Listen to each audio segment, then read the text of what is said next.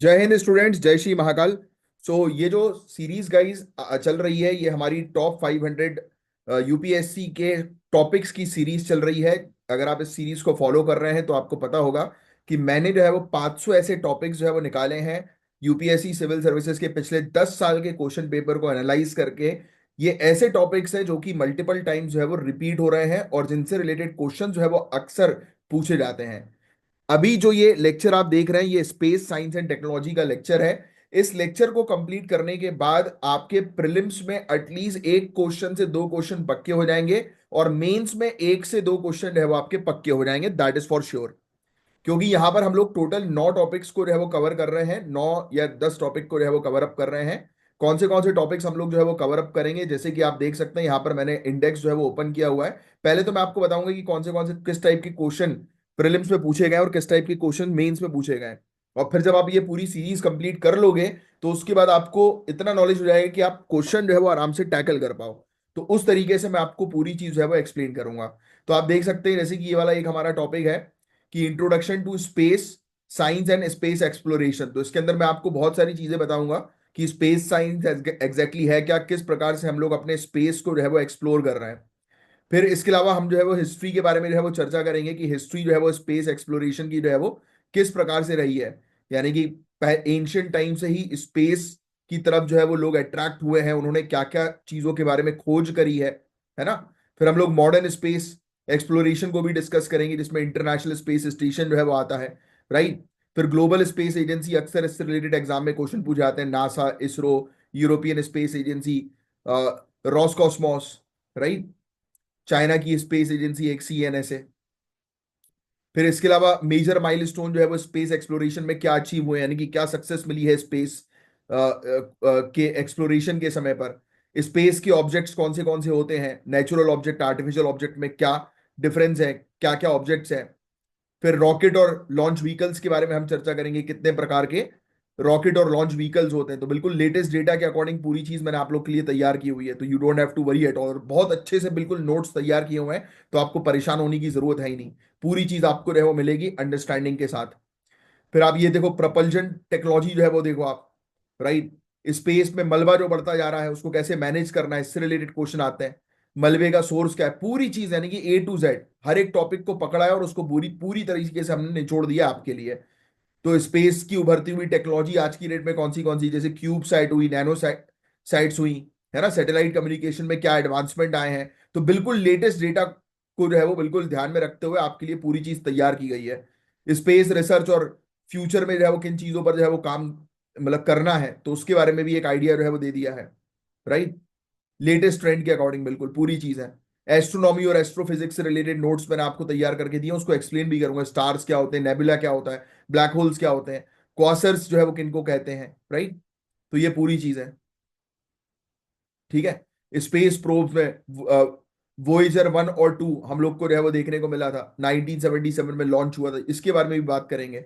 Environment पर क्या impact पड़ रहा है, हम जो स्पेस को इतनी तेजी से एक्सप्लोर कर रहे हैं तो उससे एनवायरमेंट कितना खराब हो रहा है, क्या हो रहा है, तो उसको भी हम डिस्कस करेंगे। और हर एक चीज यूपीएससी के पर्सपेक्टिव से जो है वो कवर करवाई जा रही है, उसी के अकॉर्डिंग पूरी चीज आपको मिलेगी। और देखो ये है इकोनॉमिक इंपॉर्टेंस क्या है स्पेस टेक्नोलॉजी का, ये भी आपको समझना जरूरी है। तो ये पूरा लेक्चर जो है वो सुनने के बाद, अच्छे से समझने के बाद आप उस पोजीशन पे जो है वो आ जाओगे कि आप आराम से जो है वो, बहुत ही आराम से जो है वो चीजों को हैंडल कर सकोगे, प्रीलिम्स और मेंस दोनों के क्वेश्चंस को।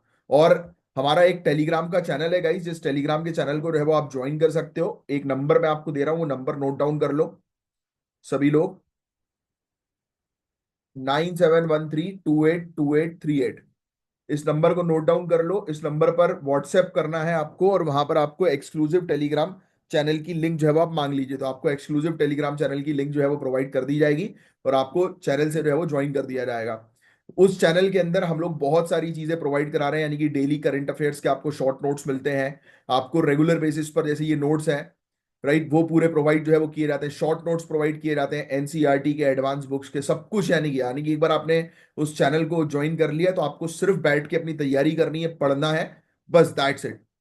तो अगर आप सेल्फ स्टडी कर रहे हो और अच्छा अगर आपको मटेरियल चाहिए इस तरीके से जो आपको भी दिखाई दे रहा है, तो आप उस एक्सक्लूसिव टेलीग्राम चैनल को जरूर ज्वाइन कर लीजिए।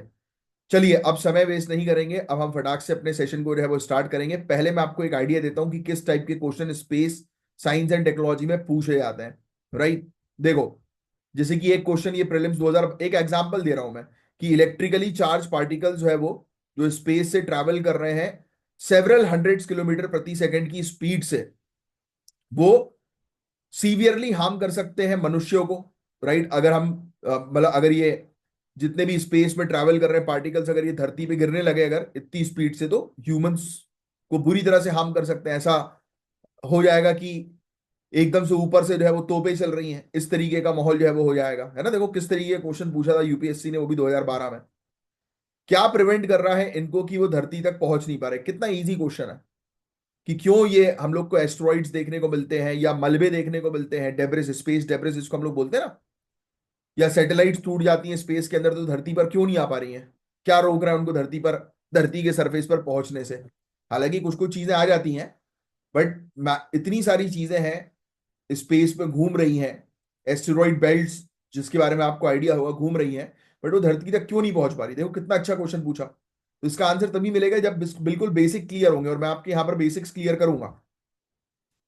अब देखो, ये लाइट से related, light is affected by gravity, universe जो है वो कॉन्स्टेंटली एक्सपैंड कर रहा है, big bang theory, matter warps its surrounding space time. तो देखो ये क्लियर लिखा है, एल्बर्ट आइंस्टाइन की जनरल थ्योरी ऑफ रिलेटिविटी से रिलेटेड कौन सा ये वो है स्टेटमेंट। देखो ये यूपीएससी 2018 में पूछा गया। ऐसे ही 2014 में ये पूछा गया कि कौन सा स्पेस क्राफ्ट है, उसका पर्पस जो है वो क्या है, जो अभी आपको देखो मैंने टॉपिक्स में भी बताया हुआ था कि ये भी हम लोग पढ़ेंगे, सब पढ़ेंगे। टर्म इवेंट हॉरिजॉन है, सिंगुलैरिटी है, स्ट्रिंग थ्योरी है, स्टैंडर्ड मॉडल्स है, ये न्यूज में देखने को मिले थे उस समय 2017 में। तो ये किससे रिलेटेड है, ऐसे क्वेश्चन आ गया। राइट, किसके कंटेक्स्ट में, किन चीज के कंटेक्स्ट में? देखो मेंस में इस प्रकार का क्वेश्चन आता है, मार्स रोवर मिशन से रिलेटेड एक क्वेश्चन आया था रिसेंट पास्ट में। तो ये भी है कि इंटरनेशनल कोलैबोरेशन स्पेस एक्सप्लोरेशन में हो रहा है, उसका रोल जो है वो एक्सप्लेन करिए। इस पूरे सीरीज को कंप्लीट यानी कि इस लेक्चर को कंप्लीट करने के बाद आपको ये पूरे आंसर्स बन जाएंगे, और मैं चाहूंगा कि आप ट्राई करिएगा इन क्वेश्चन के आंसर जो है वो लिखने की, ये पूरा कंप्लीट करने के बाद। और बहुत ही जल्दी मैं आपके लिए जो है वो एक mains answer writing analysis program भी जो है वो शुरू करूंगा, कि जिसमें कि हमारी एक टीम मैं क्रिएट कर रहा हूँ, वो टीम जो है वो आपके आंसर्स को जो है वो चेक करेगी और आपको जो है बताएगी कि आपने क्या इंप्रूव किया है क्या नहीं किया है, राइट, रेगुलर बेसिस पर। तो वो बहुत जल्दी शुरू होगा। और अगर आप बाद में लेक्चर देख रहे हैं कभी, तो आप एक जो मैंने आपको नंबर दिया था 9713282838, उस नंबर पर कांटेक्ट करके आप पूछ सकते हैं। या फिर आप वहां पर, अगर नहीं शुरू हुआ होगा तो आप वहां पर, या फिर आप बहुत लेट ज्वाइन कर रहे होंगे और शायद दूसरा बैच हम शुरू करने वाले होंगे, तो आपको हम रिजर्व कर देंगे दूसरे बैच के लिए, तो आप वहां पर एक बार कांटेक्ट कर लीजिएगा। और बहुत ही कम लोगों को उस बैच में मैं रखूंगा, क्योंकि ऑब्वियस सी बात है कि आंसर राइटिंग, आंसर्स को चेक करना इट टेक्स टाइम। तो उस टेलीग्राम के बैच में जो बहुत ही कम लोग जो है वो रहेंगे, लिमिटेड लोग जो है वो रहेंगे, मतलब मोस्ट प्रोबेबली 10 या 12 लोगों को रखूंगा, उससे ज्यादा नहीं रख पाऊंगा मैं, क्योंकि उसको हैंडल करना है। और हर हर एक स्टूडेंट के लिए जो है वो, यानी कि एक बैच जो होगा वो 10-12 का ग्रुप का ही होगा, जो कि एक एक प्रोफेशनल फैकल्टी जो है वो हैंडल करेगा। और मैं भी हैंडल करूंगा, ऐसा नहीं है, क्योंकि मैं बहुत मल्टीपल चीजें जो है वो करता हूँ, बट मैं, मेरा क्या टाइमिंग का थोड़ा सा इशू रहता है। तो मैं बिल्कुल ही मतलब उस बैच से पिक कर लूंगा कि जो रेगुलर स्टूडेंट जिनके अच्छे आंसर्स आ रहे हैं, जो सीरियस हैं, तो उनको पिक करके अपने पास रख लूंगा, because I need only those students जो सिलेक्शन के लिए जो है वो फाइट कर रहे हैं, दैट्स इट। उस ज्यादा लोग मुझे नहीं चाहिए, मुझे सिर्फ उतने लोग चाहिए जो सीरियस हैं और जो जिनको सिलेक्शन चाहिए बस, तो उनको बस मैं अच्छे से जो है वो हैंडल करने के लिए रेडी रहूंगा। एनीवेज, अब वो देखो देखो आप सभी लोग तैयारी कर रहे हो और फाइट कर रहे हो कि आपको सिलेक्शन जो है वो चाहिए। तो बस वही चीज है कि उस जर्नी में भी जो है वो बेस्ट आउट ऑफ बेस्ट भी होते हैं, राइट। एक होते हैं कि नॉर्मल जब मन किया तब पढ़ लिया, एक होते हैं जो रेगुलर हैं, जिनके कमेंट्स आ रहे हैं, राइट, जो रेगुलरली फोकस कर रहे हैं, रेगुलरली आंसर कर रहे हैं कमेंट्स पे।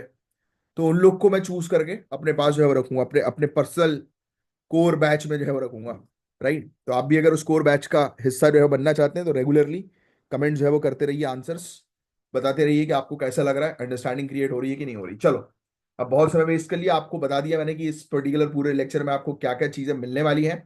पहला पॉइंट, दूसरा पॉइंट हमने जो है वो पूरी अच्छे से जो है वो कवर कर लिया कि प्रीलिम्स में कैसे क्वेश्चंस आते हैं, मेंस में कैसे क्वेश्चन आते हैं, तो आपको आइडिया लग गया कि ये टॉपिक कितना ज्यादा इंपॉर्टेंट है यूपीएससी के लिए। तो चलो अब स्टार्ट करते हैं इस पूरे टॉपिक को।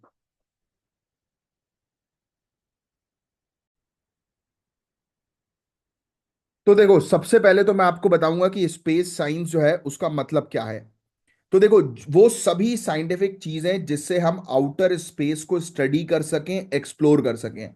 यानी स्पेस में जो भी नेचुरल फिनोमिना हो रहा है, चाहे वो फिजिकल बॉडीज हैं, उनको समझने का काम ये साइंस जो है वो करती है। Simply space science, space exploration, explore मतलब हम ढूंढे चीजों को कि स्पेस में जितनी भी चीजें हैं, जितनी भी, मतलब एक पिन से लेकर जितनी भी बड़ी चीज, वस्तु तक, पहाड़ जितनी बड़ी वस्तु तक, प्लैनेट जितनी बड़ी चीज तक, गैलेक्सी जितनी बड़ी चीज तक, है ना। तो उन सभी चीज को जो है वो एक्सप्लोर करना स्पेस एक्सप्लोरेशन, और उसको स्टडी करना स्पेस साइंस कहलाता है। इतनी बात समझ में आई, है ना। अब देखो, इसके अंदर हमें देखने को मिलता है कि कुछ इंपॉर्टेंट फील्ड्स हैं, जैसे एस्ट्रोनॉमी हुई, एस्ट्रोफिजिक्स हुई, कॉस्मोलॉजी हुई, प्लानिटरी साइंस हुई, एस्ट्रोबायोलॉजी हुई। राइट। तो ये सब फील्ड्स हम लोग को इसके अंदर अलग अलग देखने को मिलती हैं, और अलग अलग फील्ड का अलग अलग ऑब्जेक्टिव है। और स्पेस एक्सप्लोरेशन का मतलब है एस्ट्रोनॉमी और स्पेस टेक्नोलॉजी का इस्तेमाल करके हम आउटर स्पेस को एक्सप्लोर करते हैं, मतलब रॉकेट भेजना, सैटेलाइट लॉन्च करना और प्लैनेट्स को स्टडी करना। तो ये पूरी चीज स्पेस साइंस में आता है। अब मैं कंक्लूड करूं तो सिंपली स्पेस साइंस का मतलब है कि स्पेस को स्टडी करना, बस दैट्स इट। इतनी चीज दिमाग में रखो, और देखो कितने अच्छी तरीके से नोट्स बनाए हुए हैं। तो इसको अपने पास रख लेना, इसको मल्टीपल टाइम रिवाइज करना, इसको प्रिंट आउट करा सकते हो आप, या लिखना चाहो तो लिख सकते हो अपने पास। अब मैं आपको हिस्ट्री के बारे में जो है वो बात करता हूं। अगर हम स्पेस एक्सप्लोरेशन की हिस्ट्री की बात करें तो ये बहुत पुरानी है गाइस, बहुत पुरानी। हमारे जो पूर्वज हैं वो भी इन सेलेस्टियल बॉडीज को देखते थे, और उनकी ऑब्जर्वेशन से एस्ट्रोनॉमी का फाउंडेशन रखा गया। मतलब आपको बताया ना कि भाई लोग जो है वो ग्रह को जो है वो देखकर भविष्य जो है वो बताते हैं, पता है ना आपको। एस्ट्रोलॉजी जिसको हम लोग जो है वो कहते हैं, है ना। तो ये भी ग्रह को देखकर ही पूरी चीज होती है। पहले के समय राजा महाराजा भी युद्ध कब करना है, कब नहीं करना, वो पूरे पंडित जी से जो है वो पूछते थे, वो ग्रह के आधार पर बता देते थे। हालांकि वो साइंस एस्ट्रोलॉजी की है, बट वो कहीं ना कहीं इससे जुड़ी हुई है कि नहीं जुड़ी हुई, बताइए। कि ग्रह नक्षत्र को जो है वो देखकर चीजों को प्रेडिक्ट करना, एनालाइज करना। तो देखो, एंशियंट समय पर राजा महाराजा के टाइम पीरियड से ही लोग जो है वो काफी इंटरेस्टेड थे स्पेस को एक्सप्लोर करने के ऊपर। Babylonians, Greeks, Indians, Egyptians, Chinese civilization में भी अपने टाइम पे स्पेस को ऑब्जर्व किया था। अब 20वीं शताब्दी में स्पेस एक्सप्लोरेशन एक नया मोड़ लेकर आया। 1957 में सोवियत यूनियन ने स्पुतनिक 1, 1957 में सोवियत यूनियन ने स्पुतनिक 1, याद रखना, लॉन्च किया, जो कि दुनिया का पहला आर्टिफिशियल सैटेलाइट था, और ये स्पेस एज की शुरुआत थी। तो ये ज्यादातर लोगों को जो है वो नहीं पता। 20वीं शताब्दी में सबसे पहले, पहली बार अगर कोई रॉकेट जो है वो लॉन्च हुआ है, या सबसे पहली बार स्पेस का एक्सप्लोरेशन जो है वो किया गया है, तो वो सोवियत यूनियन के द्वारा 1957 में किया गया था। उससे पहले सिर्फ जमीन से ही आकलन जो है वो किए जा रहे थे। तो ये स्पेस एज की जो है वो शुरुआत हो गई। फिर आगे की जो है वो चर्चा करें, 1961 में यूरी गैगरिन ने धरती के ऑर्बिट में पहला मनुष्य बनकर दुनिया को हैरान कर दिया। यूरी गैगरिन, इनका नाम भी ध्यान में रखना, फर्स्ट ह्यूमन जिसने धरती के ऑर्बिट को घूमा था, यानी कि चक्कर लगाया था ऑर्बिट में जाकर। इसके बाद अपोलो 11 मिशन के थ्रू नील आर्मस्ट्रॉन्ग और बज एल्ड्रिन, नील आर्मस्ट्रॉन्ग का नाम तो सभी को पता है, और बज एल्ड्रिन 1969 में पहले इंसान बन गए जो मून पर गए थे अपोलो 11 के थ्रू। यस। तो ये चीज आपको, ये फैक्चुअल इंफॉर्मेशन देखो कितने सही तरीके से मैंने आपके लिए दी है। पहली पहली बार अगर कोई स्पेस एज की शुरुआत हुई तो वो करी थी पहली बार 1957 में सोवियत यूनियन ने। और यूरी गैगरिन पहला ह्यूमन था जो जिसने धरती का जो है वो चक्कर जो है वो लगाया था। राइट। और अपोलो 11 1969 में पहली बार मून पर जो है वो भेजा गया ह्यूमन को, नील आर्मस्ट्रॉन्ग, और दूसरे का नाम है बज एल्ड्रिन, लिख लेना, नील आर्मस्ट्रॉन्ग और बज एल्ड्रिन, BUZZALDRIN। कुछ चीजें ऐसी होंगी जो मैं लेक्चर के दौरान भी बताऊंगा, जिससे आप एक्टिव रहें। पेन और पेपर लेकर बैठे लिखें, फिर बाद में इसको प्रिंट आउट करना है या फिर इसको नोट्स बनाना, उसके साथ उसको ऐड कर दें। तो सिर्फ सुनना नहीं है, देखना नहीं है, एक्टिव भी रहना है। इसलिए बीच बीच में कुछ अलग से चीजें बताऊंगा, फैक्ट्स, तो वो आपको ग्रैप्स करने हैं। तो ये जो स्पेस एक्सप्लोरेशन की तेजी थी, उसके पीछे कोल्ड वॉर का भी मेजर रोल था गाइस। सोवियत यूनियन और यूनाइटेड स्टेट्स के बीच बहुत बड़ी कंपटीशन थी, आपको पता है, यूएसए और यूएसएसआर लड़ रहे थे ना, जिसे हम स्पेस रेस कहते हैं।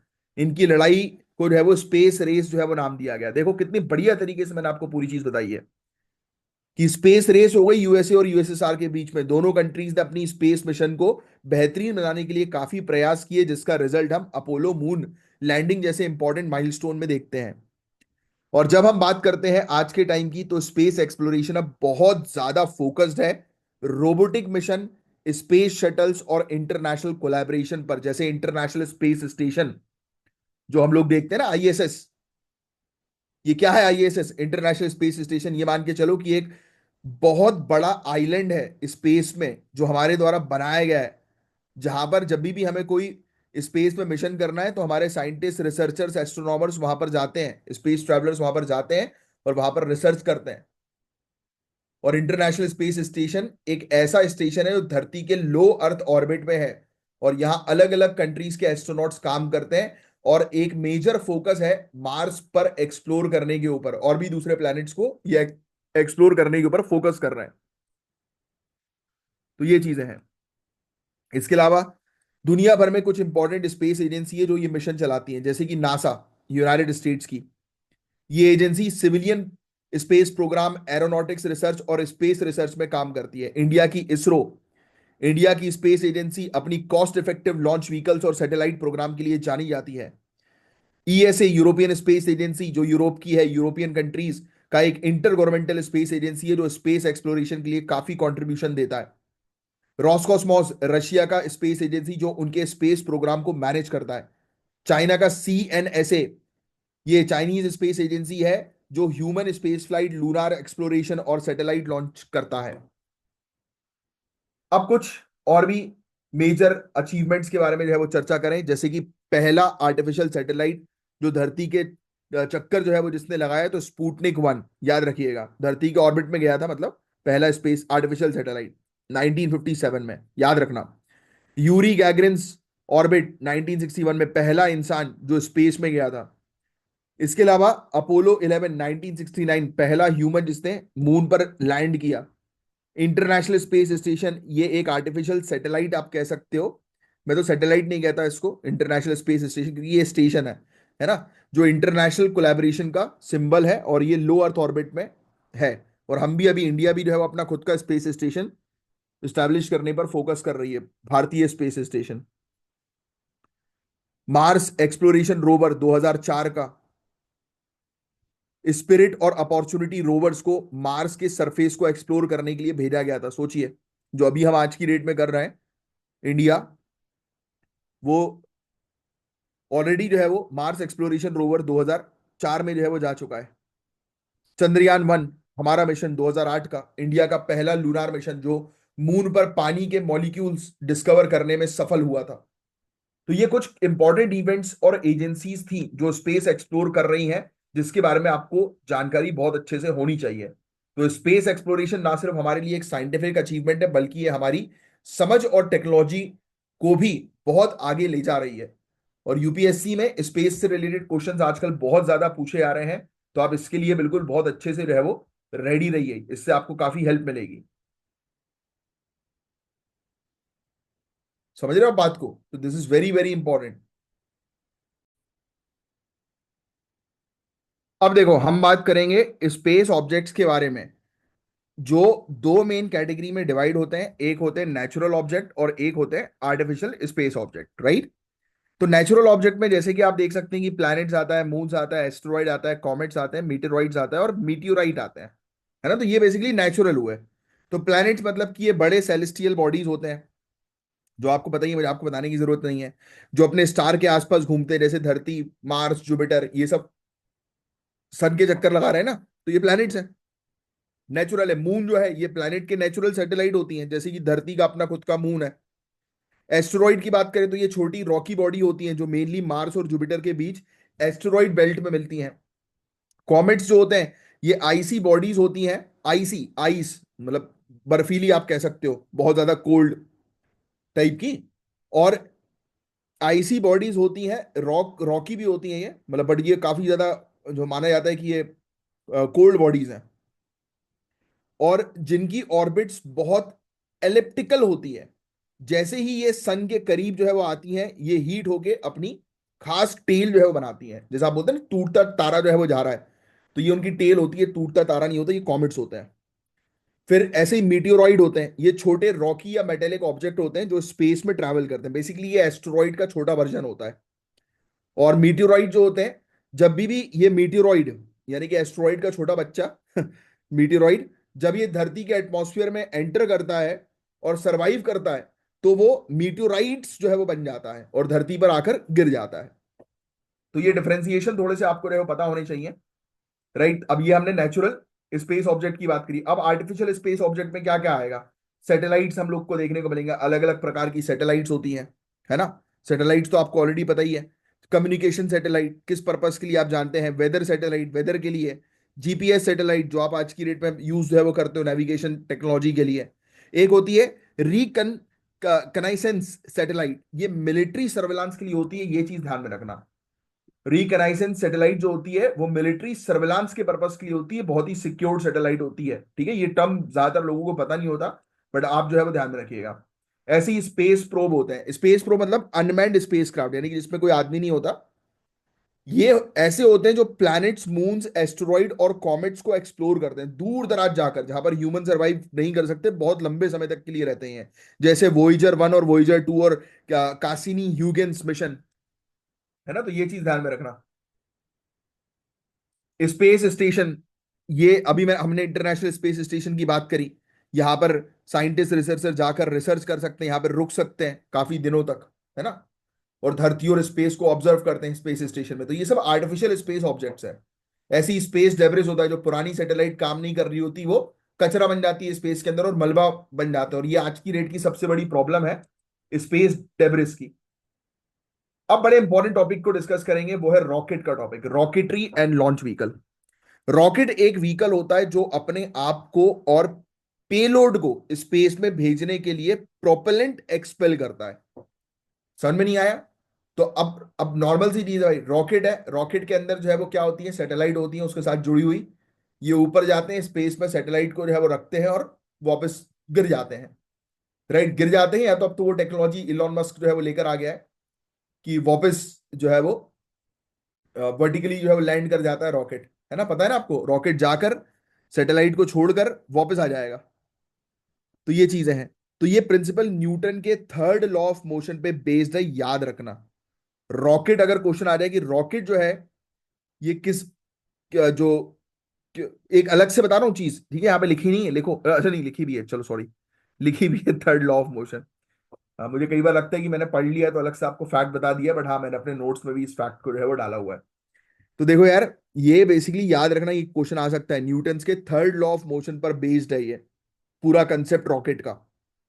For every action there is an equal and opposite reaction, ये है third law of motion, right. तो ये इस प्रकार से रॉकेट व्हीकल को जो है वो डिजाइन किया गया है, राइट।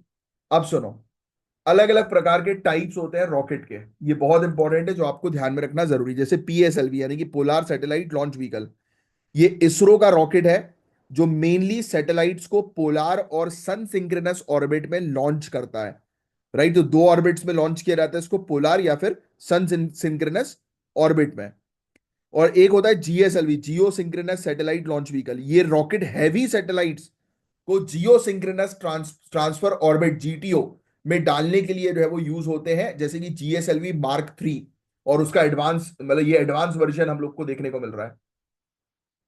ऐसे ही फैल्कॉन, ये स्पेस एक्स का रीयूजेबल रॉकेट है, जो मैं अभी आपको बता रहा था, फैल्कन रॉकेट जिसको आप रीयूज कर सकते हो।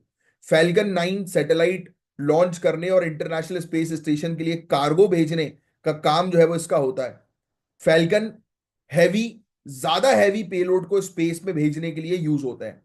ऐसी एक एरेन एरियन बोलते हैं इसको, एरियन। ये यूरोपियन रॉकेट्स है। कभी कभी क्वेश्चन आ सकता है कि कौन सा रॉकेट किसका है, तो याद रखना, जैसे जीएसएलवी पीएसएलवी इसरो के हैं, है ना। फैल्कन स्पेस एक्स का है। एरियन जो है वो यूरोप का है। तो ये यूरोपियन रॉकेट है जो कमर्शियली और साइंटिफिक पेलोड को लॉन्च करते हैं। एरियन 5 सबसे ज्यादा reliable heavy lift launch vehicle जो है वो बताया जाता है।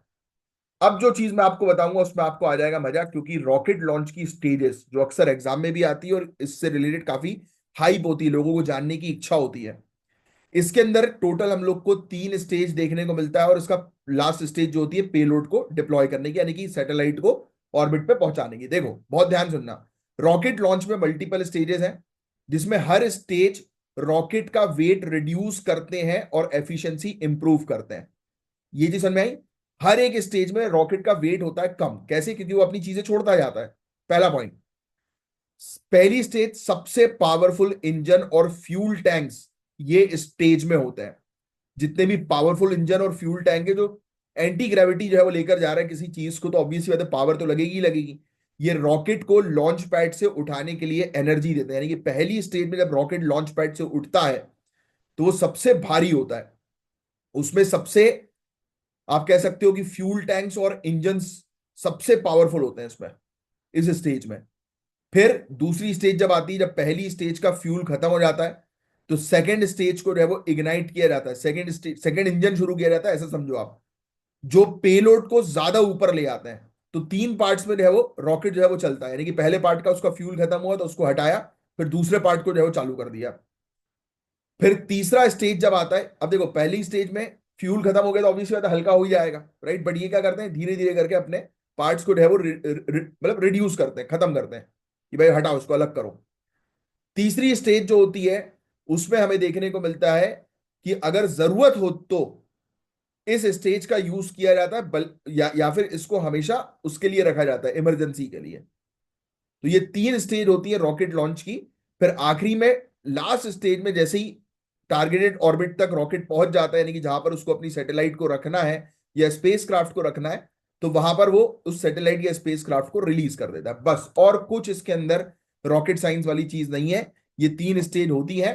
तीसरी स्टेज जरूरत पड़ने पर होती है, वरना नहीं होती। बाकी 2 स्टेज मेन काम की होती है, और आखिरी में पेलोड को जो है वो छोड़ दिया जाता है। कितना सिंपल है ये, इसमें लोगों को समझ में नहीं आता, लोगों को रॉकेट साइंस लगता है ये। अब सुनो जियो सिंक्रोनस ऑर्बिट के बारे में। ये एक सर्कुलर ऑर्बिट है जो धरती के इक्वेटर के अप्रोक्सीमेटली 35,786 किलोमीटर ऊपर होता है। यहां सैटेलाइट्स का ऑर्बिटल पीरियड धरती की रोटेशन के साथ मैच करता है। मतलब जिस प्रकार से धरती रोटेट कर रही है उसी प्रकार से ये घूमेगा, राइट। और जीईओ यानी कि जियो सिंक्रोनस ऑर्बिट, ये सैटेलाइट स्टेशनरी लगती हैं और ये कम्युनिकेशन और वेदर मॉनिटरिंग के लिए आइडल होती है, यानी कि सबसे बेस्ट मानी जाती है। मतलब कि आप जैसे फॉर एग्जांपल धरती पे खड़े हुए, धरती गोल घूम रही है आपको पता ही है, आप उसी लोकेशन पर खड़े होकर उस सैटेलाइट को कंटिन्यू देखोगे, वो वहां से हिलेगी नहीं। तो ये है जियो सिंक्रोनस सैटेलाइट, ये इक्वेटर पे होती है, ये फैक्ट याद रखना है, राइट। इक्वेटर से 35,786 किलोमीटर की ऊंचाई पर होती है, और ये सैटेलाइट ज्यादातर कम्युनिकेशन और वेदर की मॉनिटरिंग के लिए होती है। अब एक होती है पोलार ऑर्बिट। एक जियो सिंक्रोनस हमने देख लिया, अब एक पोलार ऑर्बिट होती है। अब ये एक ऐसी ऑर्बिट होती है जो धरती के पोल्स के ऊपर से गुजरती है, यानी कि अब ये गोल घूमेगी। ये पोलार ऑर्बिट वाली जो होगी वो गोल घूमेगी, है ना। पोल्स के ऊपर से गुजरती है, और पोलार ऑर्बिट की सैटेलाइट धरती का पूरी तरह से ऑब्जर्वेशन करती है, और ये मैपिंग और मिलिट्री सर्विलांस यानी कि रिकनसाइंस के लिए काफी यूजफुल होती हैं। Very very important. अब देखो आपको समझ में आ गया पीएसएलवी जीएसएलवी का डिफरेंस, है ना। ये चीज है, इसलिए मैं आपको पढ़ाऊंगा ऐसे कि आपको रहवा आएगा मजा। और देखो बिल्कुल क्लियर, क्रिस्टल क्लियर तरीके से पूरे नोट्स जमे हुए हैं, बिल्कुल सॉलिड। प्रपल्जन टेक्नोलॉजी एक होती है। अब हाँ, ये वाली टेक्नोलॉजी भी, इससे रिलेटेड भी क्वेश्चन आते हैं, इसके बारे में भी लोगों की बत्ती गुल होती है, उनको पता ही नहीं होता कि क्या है ये। और देखो यार लेक्चर अच्छा लग रहा है तो कमेंट बॉक्स पे जरूर बताना, इससे मुझे भी जो है मोटिवेशन मिलता है कि जो मैं आपको पढ़ा रहा हूँ वो आपको समझ में आ रहा है। देखो यार रॉकेट प्रपल्जन क्या है, ये एक प्रिंसिपल पे बेस्ड है। जब आप किसी मास को एक डायरेक्शन यानी कि किसी वेट को एक डायरेक्शन में जो है वो एक्सपेल करते हैं, यानी कि ऊपर भेज रहे हैं, जैसे फॉर एग्जांपल एक कोई वेट है, उसको आप ऊपर फेंकोगे तो फोर्स लगेगा ना, एंटी ग्रेविटी है ना। तो अपोजिट डायरेक्शन में थ्रस्ट जनरेट होता है। यहां कुछ मेन प्रपल्जन टेक्नोलॉजीज हैं जो आपको समझना जरूरी है। आपने सुना होगा solid propellant, liquid propellant, hybrid propellant, electric propulsion, है ना। अब सुनो इस चीज को ध्यान से। सॉलिड प्रोपेलेंट मतलब कि ये सॉलिड फ्यूल और ऑक्सीडाइजर का मिक्सचर होता है। क्या? सॉलिड फ्यूल और ऑक्सीडाइजर का मिक्सचर। ये सिंपल और रिलायबल होते हैं, लेकिन एक बार इसको आपने चालू कर दिया तो ये जब तक पूरी तरह से खत्म नहीं होगा, मतलब ये सिंपल सी बात है, ये टाइम बॉम्ब है। इसको एक बार शुरू कर दिया तो आप इसको बंद नहीं कर सकते बस। लिक्विड प्रोपेलेंट की बात करें तो लिक्विड फ्यूल और ऑक्सीडाइजर का इसमें उपयोग होता है लिक्विड प्रोपेलेंट में, जो कंबशन चैम्बर में पंप होते हैं, यानी कि जहां पर जलता है ये, राइट, फ्यूल। क्योंकि देखो अल्टीमेटली गाड़ी का इंजन है, गाड़ी के इंजन में जो है फ्यूल जलेगा तभी तो गाड़ी एनर्जी मिलेगी और गाड़ी चलेगी। सेम रॉकेट में भी वही फीचर है, बस और कुछ नहीं है। लिक्विड प्रोपेलेंट को कंट्रोल करना आसान होता है, क्योंकि उसका फ्यूल जो है वो इंजेक्टर जो है वो बंद कर दो, हो गया बंद। बट सॉलिड प्रोपेलेंट में ऐसा नहीं है। और लिक्विड प्रोपेलेंट जो होता है इसको कंट्रोल करना आसान है, और ये ज्यादा फ्यूल एफिशिएंट होता है, यानी कि आप इसको कंट्रोल तरीके से यूज कर सकते हो, जो गाड़ियों में होता है जनरली। क्रायोजेनिक प्रोपेलेंट जैसे लिक्विड हाइड्रोजन और लिक्विड ऑक्सीजन भी इसमें यूज किए जा सकते हैं। ऐसे ही एक हाइब्रिड प्रोपेलेंट होता है जिसमें सॉलिड फ्यूल और लिक्विड गैस या ऑक्सीडाइजर का उपयोग आप कर सकते हो, दोनों का। तो वो हाइब्रिड हो गया, यानी कि लिक्विड सॉलिड प्रोपेलेंट दोनों हमें देखने को मिलते हैं। एक होता है इलेक्ट्रिक, ये प्रपल्जन, आयन प्रपल्जन भी इसको कहा जाता है। ये इलेक्ट्रिकल एनर्जी का इसमें यूज किया जाता है आयंस को एक्सेलरेट करने के लिए, और ये हाईली एफिशिएंट होता है, लेकिन ये उतनी ज्यादा एनर्जी, उतना थ्रस्ट प्रोड्यूस नहीं कर पाता, इसलिए ये लॉन्ग ड्यूरेशन मिशन के लिए सुटेबल नहीं होता। लॉन्ग ड्यूरेशन मिशन के लिए सुटेबल ये लिक्विड प्रोपेलेंट अच्छा जो है माना जाता है। तो देखो ये पूरे पॉइंट्स को जो है वो अभी हमने डिटेल में डिस्कस किया। अब और डिटेल में आगे जो है वो बढ़ेंगे, इंपॉर्टेंट स्पेस मिशन की जो है वो चर्चा करेंगे। अब देखिए यहां पर जो बात करेंगे हम चंद्रयान मिशन के बारे में जो है बात करेंगे, बहुत ही इंपॉर्टेंट जो है ये मिशन है। बहुत ध्यान से सुनिएगा। 2008 का मिशन है, याद रखना है। इसका प्राइमरी ऑब्जेक्टिव था मून के सरफेस को साइंटिफिकली स्टडी करना और उसकी मिनरल कंपोजिशन की को मैप करना, मतलब बताना कि मून में कितने प्रकार की मिनरल्स हैं, क्या क्या है। इस मिशन ने कुछ काफी इंपॉर्टेंट डिस्कवरी की थी, जैसे कि water molecules on the moon. Chandrayaan 1 ने यह कंफर्म किया था कि मून के सरफेस पर पानी के मॉलिक्यूल्स हैं। दूसरा, इस मिशन ने लूनार सरफेस यानी कि मून के सरफेस पर अलग अलग मिनरल्स का डिस्ट्रीब्यूशन जो है वो लोकेट किया था, और 3D एटलस जो है वो मून का तैयार किया था। ये मिशन जो है वो मून का एक 3D एटलस बनाने में भी सक्सेसफुल रहा। तो ऐसे ही हम लोग ने जैसे कि चंद्रयान 1 किया, वैसे ही चंद्रयान 2 भी किया था 2019 में। ये भी आपको साथ ही साथ पता होना चाहिए। तो चंद्रयान 2 का ऑब्जेक्टिव था मून के साउथ पोलार रीजन को एक्सप्लोर करना, साउथ एरिया को जहां पर कोई नहीं गया, और उसकी टोपोग्राफी, मिनरलोलॉजी और एक्सपोजर को स्टडी करना कि इसमें क्या क्या है। तो इसमें अचीवमेंट क्या मिले हमें? तो विक्रम लैंडर की सॉफ्ट लैंडिंग हालांकि अनसक्सेसफुल हुई, ये दुख की बात थी, लेकिन इसका ऑर्बिटर अभी तक बहुत सारा वैल्यूएबल डेटा भेज रहा है। हाई रेजोल्यूशन मैपिंग करी हमने चंद्रयान 2 के, जो लूनार, मतलब उसने जो लूनार सरफेस है, मून का सरफेस है, उसकी हाई रेजोल्यूशन पिक्चर जो है वो ली, उसको मैप किया, लोकेट किया उसके मून के सरफेस को। और इवन मिशन ने वाटर आइस का डिस्ट्रीब्यूशन भी स्टडी किया, और मून की इवोल्यूशन के बारे में बहुत सारे डेटा प्रोवाइड किए कि ये मून जो है वो कैसे बना। काफी सारी इसने चीजें जो है वो हमें बताई। फिर इसके अलावा एक और इंपॉर्टेंट मिशन जिसको हम लोग मॉम मिशन के नाम से जानते हैं, मार्स ऑर्बिटर मिशन 2013 का मंगलयान। तो मंगलयान का मेन ऑब्जेक्टिव था इंडिया की मार्स ऑर्बिट तक पहुंचने की कैपेबिलिटी को डेमोन्स्ट्रेट करना, मतलब कि हम मार्स के ऑर्बिट तक पहुंच जाएं। पहला पॉइंट तो ये था। और इंडिया को एक ऐसा देश बनाता है ये मिशन जो मार्स पर पहली बार पहुंचा था। तो ये इसका मेजर अचीवमेंट था। दूसरा, इस मिशन ने मार्स के एटमॉस्फेयर, उसके सरफेस के फीचर्स, इनको स्टडी किया, और मीथेन की प्रेजेंस को भी एक्सप्लोर किया कि वहां पर मीथेन है, जो एक बहुत ही इंपॉर्टेंट लाइफ इंडिकेटर है कि वहां पर जीवन संभव हो सकता है। इस चीज के बारे में जानकारी हमें मिल गई।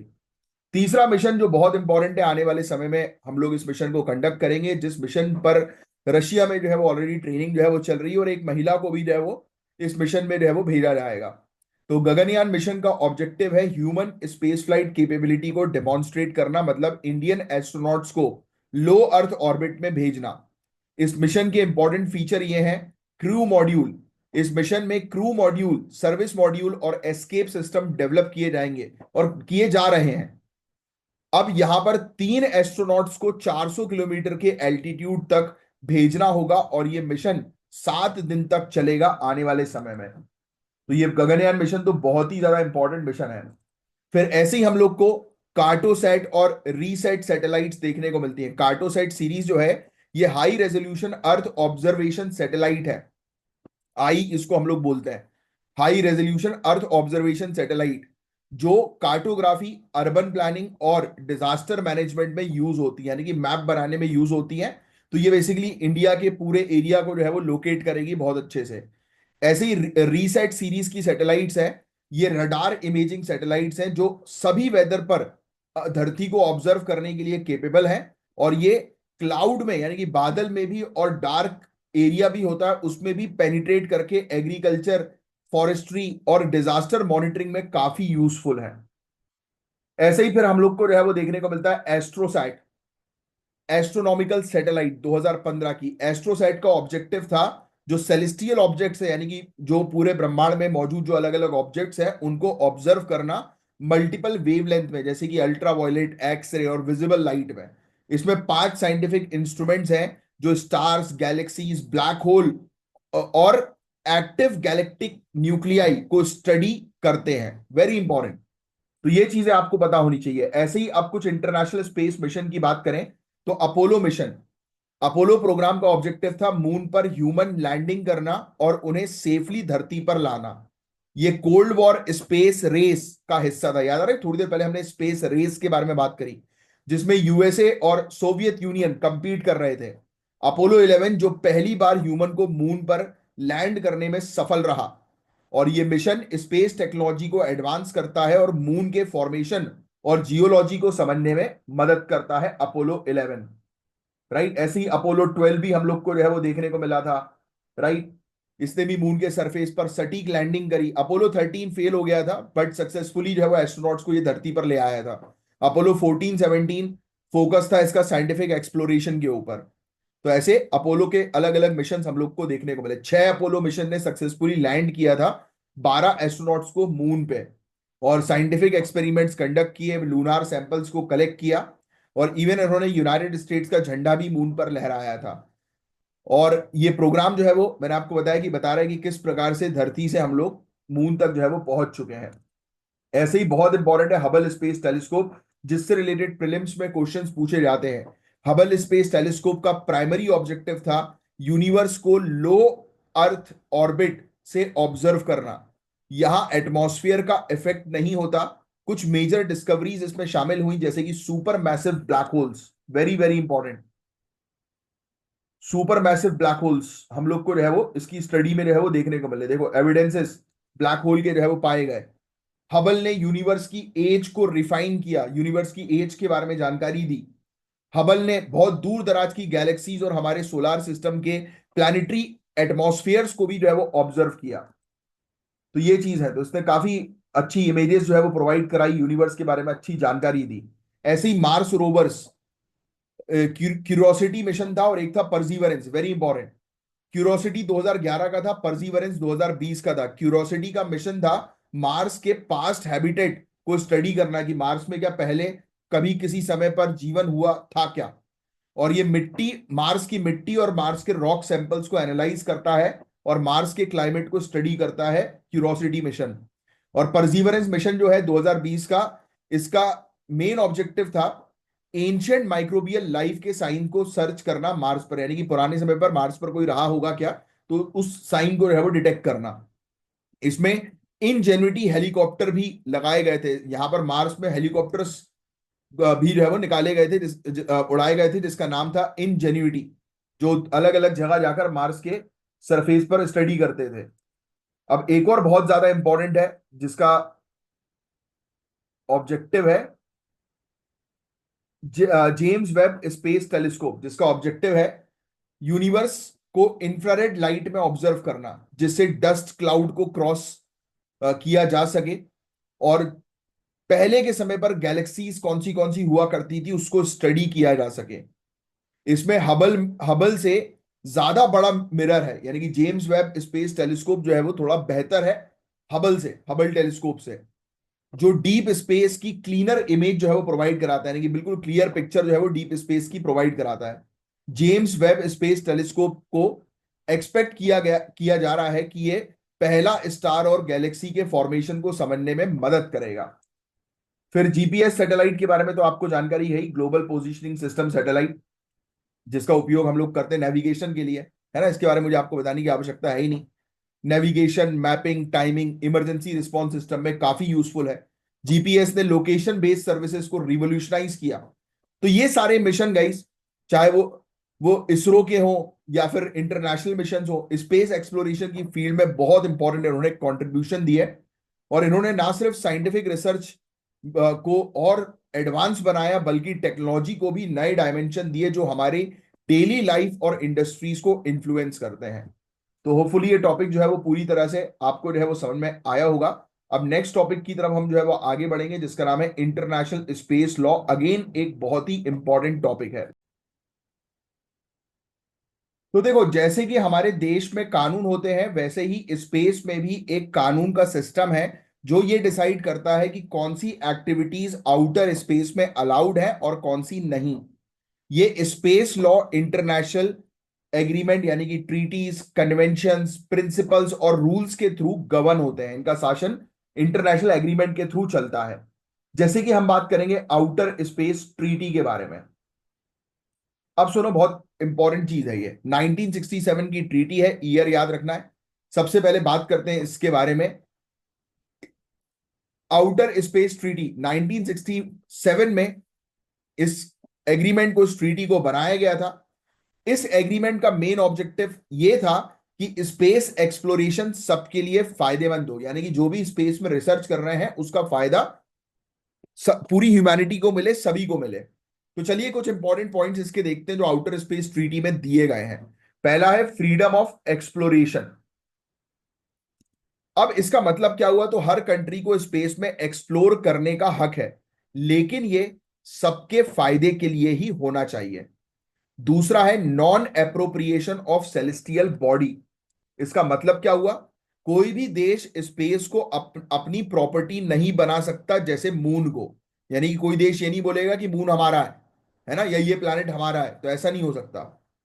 तीसरा है लाइबिलिटी फॉर डैमेज, राइट। मतलब ये मैं आपको अलग से जो है बता रहा हूं, चाहो तो ये वाले बुलेट पॉइंट्स भी जो है मेंशन कर सकते हो, है वो यही सभी। मतलब मैं इसको सिंप्लीफाई करके जो है आपको बता रहा हूं कि अगर स्पेस ऑब्जेक्ट्स कोई डैमेज, मतलब स्पेस के ऑब्जेक्ट को कोई कंट्री डैमेज करती है, तो उस देश को उसके लिए रिस्पॉन्सिबल होना पड़ेगा कि हाँ हमारी गलती है, अब इससे होने वाले जितने भी परिणाम हैं वो उस कंट्री को भुगतने पड़ेंगे। और अगर एस्ट्रोनॉट को कोई खतरा होता है स्पेस में जाकर, तो उन्हें तुरंत रेस्क्यू करना और उन्हें वापस लाना सभी देशों की रिस्पॉन्सिबिलिटी। ऐसा नहीं कि जिस देश का एस्ट्रोनॉट है भाई तू संभाल, ऐसा नहीं है।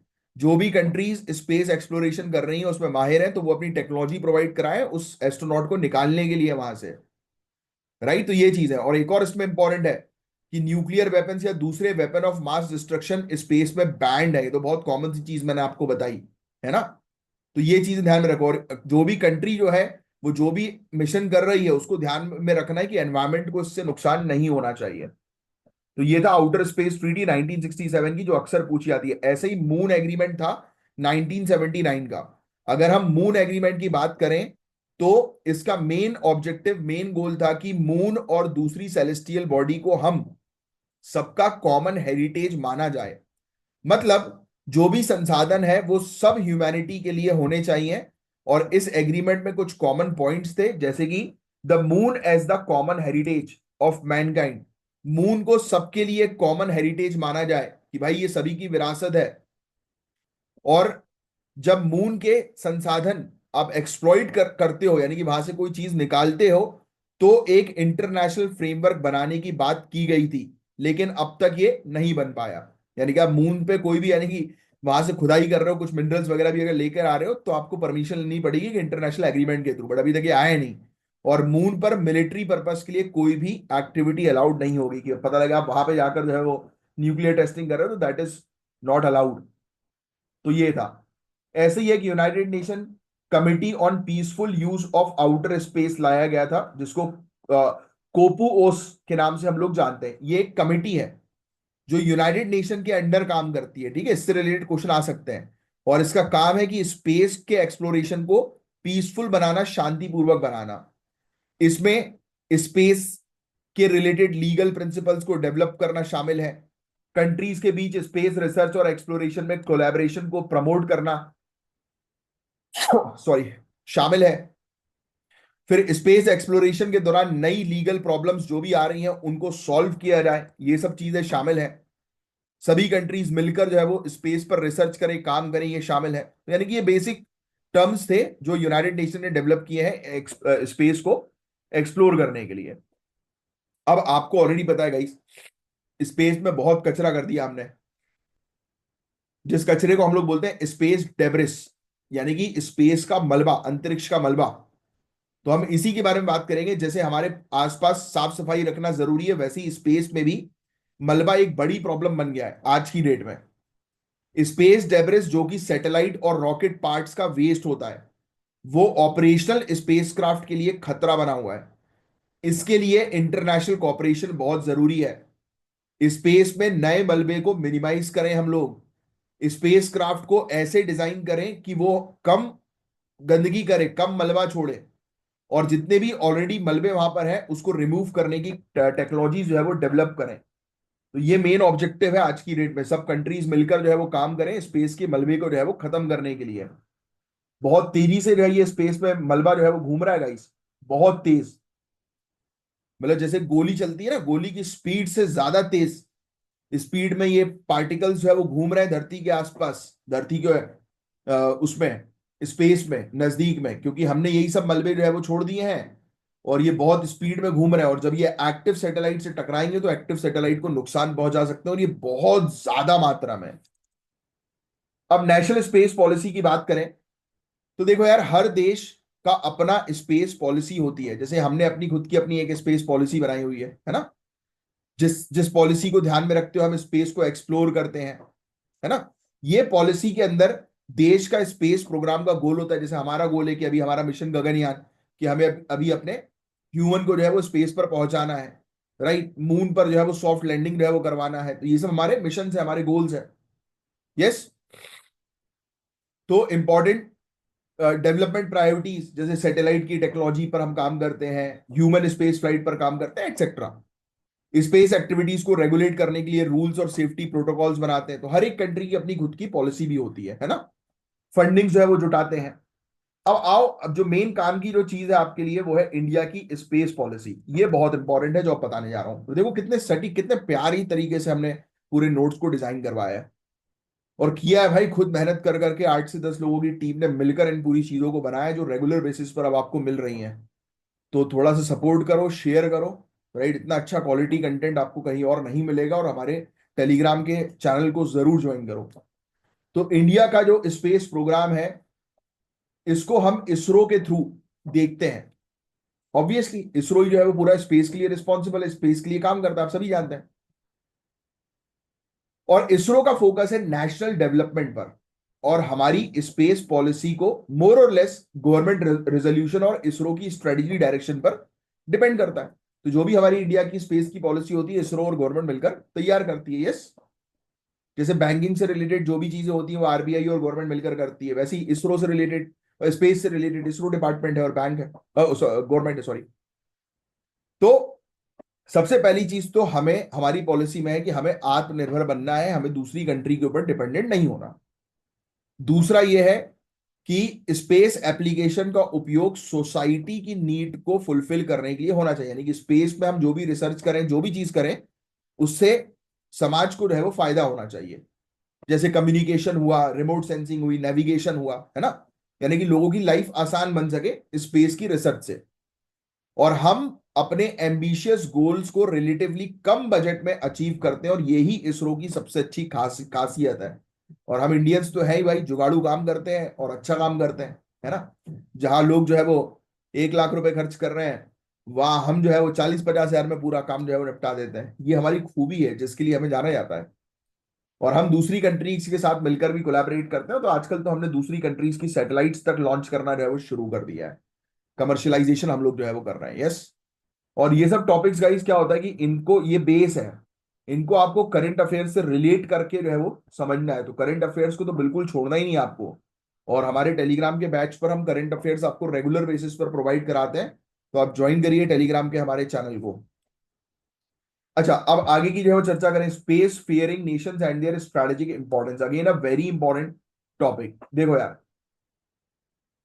उससे पहले मैं आपको कुछ चीजें जो है बताऊंगा। ये प्राइवेट सेक्टर का ये वाली चीज, हाँ। देखो यार, काफी सारी कंट्रीज जो है उन्होंने अपनी स्पेस कैपेबिलिटीज को बहुत अलग प्रायोरिटीज दी है। जैसे यूनाइटेड स्टेट्स फोकस करता है साइंटिफिक डिस्कवरी के ऊपर, नेशनल सिक्योरिटी के ऊपर, कमर्शियलाइजेशन के ऊपर। रशिया जो है, जिसने सोवियत स्पेस प्रोग्राम से ही ये तैयार हुआ है पूरा, नहीं कि उसने उसी की पॉलिसी पूरी अपनाई है। ये एक बहुत इंपॉर्टेंट प्लेयर है ह्यूमन स्पेस फ्लाइट और लॉन्च सर्विसेज के लिए। चाइना जो है वो अपनी कैपेबिलिटीज एक्सपेंड कर रहा है ह्यूमन स्पेस फ्लाइट में, मून के को एक्सप्लोर करने में, सैटेलाइट नेटवर्क में। यूरोपियन स्पेस एजेंसी भी जो है वो earth observation satellite, scientific research पर फोकस कर रही है, टेलीकम्युनिकेशन पर फोकस कर रही है। जापान रोबोटिक्स पर, प्लानिटरी एक्सप्लोरेशन पर और धरती के ऑब्जर्वेशन पर फोकस कर रहा है। तो जनरली ये सभी कंट्रीज जो है वो अपनी national security, economic development, scientific advancement और इंटरनेशनल प्रेस्टीज पर काम करती है। मेंस में लिख सकते हो कि सभी कंट्रीज का जो भी काम होता है ये 4 चीजों पर आधारित होता है। उसको बढ़िया से आप डायग्राम बनाकर, फ्लो चार्ट बनाकर एक्सप्लेन कर सकते हो, कितना बढ़िया लगेगा। अब सुनो, प्राइवेट सेक्टर के इन्वॉल्वमेंट की बात करें, जिसमें हम स्पेस एक्स और ब्लू ओरिजिन की बात करेंगे। आजकल प्राइवेट कंपनीज भी स्पेस में एक्सप्लोर कर रही हैं और बहुत आगे निकल गई हैं। आपको पता ही है, आजकल नासा जो है वो स्पेस एक्स से काम करवाता है, और भी दूसरी कंट्रीज स्पेस एक्स से काम करवाती हैं। तो स्पेस एक्स और blue origin, space x reusable launch vehicle बनाता है जिसको आप यूज कर सकते हो, और मार्स पे ह्यूमन प्रेजेंस स्टैब्लिश करना चाहता है। इलॉन मस्क का तो मेन गोल है। ब्लू ओरिजिन स्पेस टूरिज्म पे फोकस करता है। इन कंपनीज का स्पेस इंडस्ट्री पर काफी इंपैक्ट है। देखो, पहली चीज तो, जैसे स्पेस एक्स जैसी कंपनी है ना, तो ये कंपनी ने लॉन्च कॉस्ट को कम कर दिया है, क्योंकि रीयूजेबल रॉकेट्स का इस्तेमाल कर रहे हैं तो कॉस्टिंग तो कम हो ही जाएगी। प्राइवेट सेक्टर बहुत तेजी से न्यू टेक्नोलॉजीज अडॉप्ट कर रहा है। कमर्शियल सर्विसेज के थ्रू अब ज्यादा लोग स्पेस बेस्ड रिसोर्सेज का यूज कर पा रहे हैं। स्पेस इकोनॉमी में नए मार्केट्स खुल रहे हैं, जैसे सैटेलाइट मैन्युफैक्चरिंग और स्पेस टूरिज्म। तो ये हमने एक डिटेल डिस्कशन किया इंटरनेशनल स्पेस लॉ और स्पेस के मुद्दे के बारे में बात करी। हमें जानना, मतलब जानना है कि जाना अभी इस पर्टिकुलर टॉपिक में, और भी करंट अफेयर्स के थ्रू आप इसमें ऐड ऑन करते रहना कि कौन सी ट्रीटीज बन रही हैं, एग्रीमेंट्स बन रहे हैं। और जो चीज मैंने आपको बताई, इससे आपका एक बेस जो है वो तैयार हो गया है। राइट, अभी तक का आप काफी सारे पॉइंट जो है वो मेंस में लिख सकते हो, प्रीलिम्स में आराम से जो है वो अटेम्प्ट कर सकते हो, जो चीज मैंने आपको बताई उसके अकॉर्डिंग पूरी चीजों को। यस। अब देखो, जैसे कि हमने थोड़ा सा आइडिया जो है वो लिया था स्पेस में मौजूद मलबे का, तो इसी के बारे में हम लोग कंटिन्यू करते हैं। तो सैटेलाइट्स और एस्ट्रोनॉट्स तो आप जानते ही हो इनके बारे में। और स्पेस के मलबे के बारे में आपको ऑलरेडी बता ही चुका हूं कि स्पेस जंक भी इसको जो है वो कहा जाता है। तो देखो क्या होता है कि ये हमारी एक्टिव सैटेलाइट्स के लिए भी नुकसानदायक है। प्लस अगर स्पेस में मौजूद, मानिए एस्ट्रोनॉट अगर घूम रहे हैं और उन पर एकदम से एक मलबा आकर अटैक कर जाए या लग जाए, टकरा जाए उनसे, तो सोचिए क्या हालत होगी। उनका स्पेस सूट जो है वो डैमेज हो सकता है और तुरंत सेकंड्स में उनकी मौत हो सकती है। तो ये बड़ा खतरनाक है। और space debris is basically the collection of defunct artificial objects in earth orbit. यानी कि हमारी धरती के ऑर्बिट में ऐसे आर्टिफिशियल ऑब्जेक्ट हैं जो काम नहीं कर रहे हैं, वही ये मलबा बन चुके हैं। और ये डेब्रिस रॉकेट स्टेजेस, जैसे हमने बात करी थी ना, रॉकेट के स्टेजेस होते हैं। बताओ मुझे, रॉकेट के कितनी स्टेजेस होते हैं? कमेंट बॉक्स पे लिखकर। अभी के अभी पढ़ा है ना थोड़ी देर पहले हमने। पुरानी सैटेलाइट्स हुई, तो इन सब चीजों का कॉम्बिनेशन होता है जो आपस में टकरा टकरा कर और छोटे छोटे टुकड़े में बढ़ जाता है। तो आइए इसके सोर्सेज के बारे में बात करें। तो पहला सोर्स है डीफंक्ट सैटेलाइट का। जब सैटेलाइट्स अपनी ऑपरेशनल लाइफ कंप्लीट कर लेती है या खराब हो जाती है, तो वो स्पेस का मलबा बन जाती है, कबाड़ बन जाती है स्पेस का। और इन सैटेलाइट्स का ऑर्बिट में रहना स्पेस को और क्राउडेड बना देता है।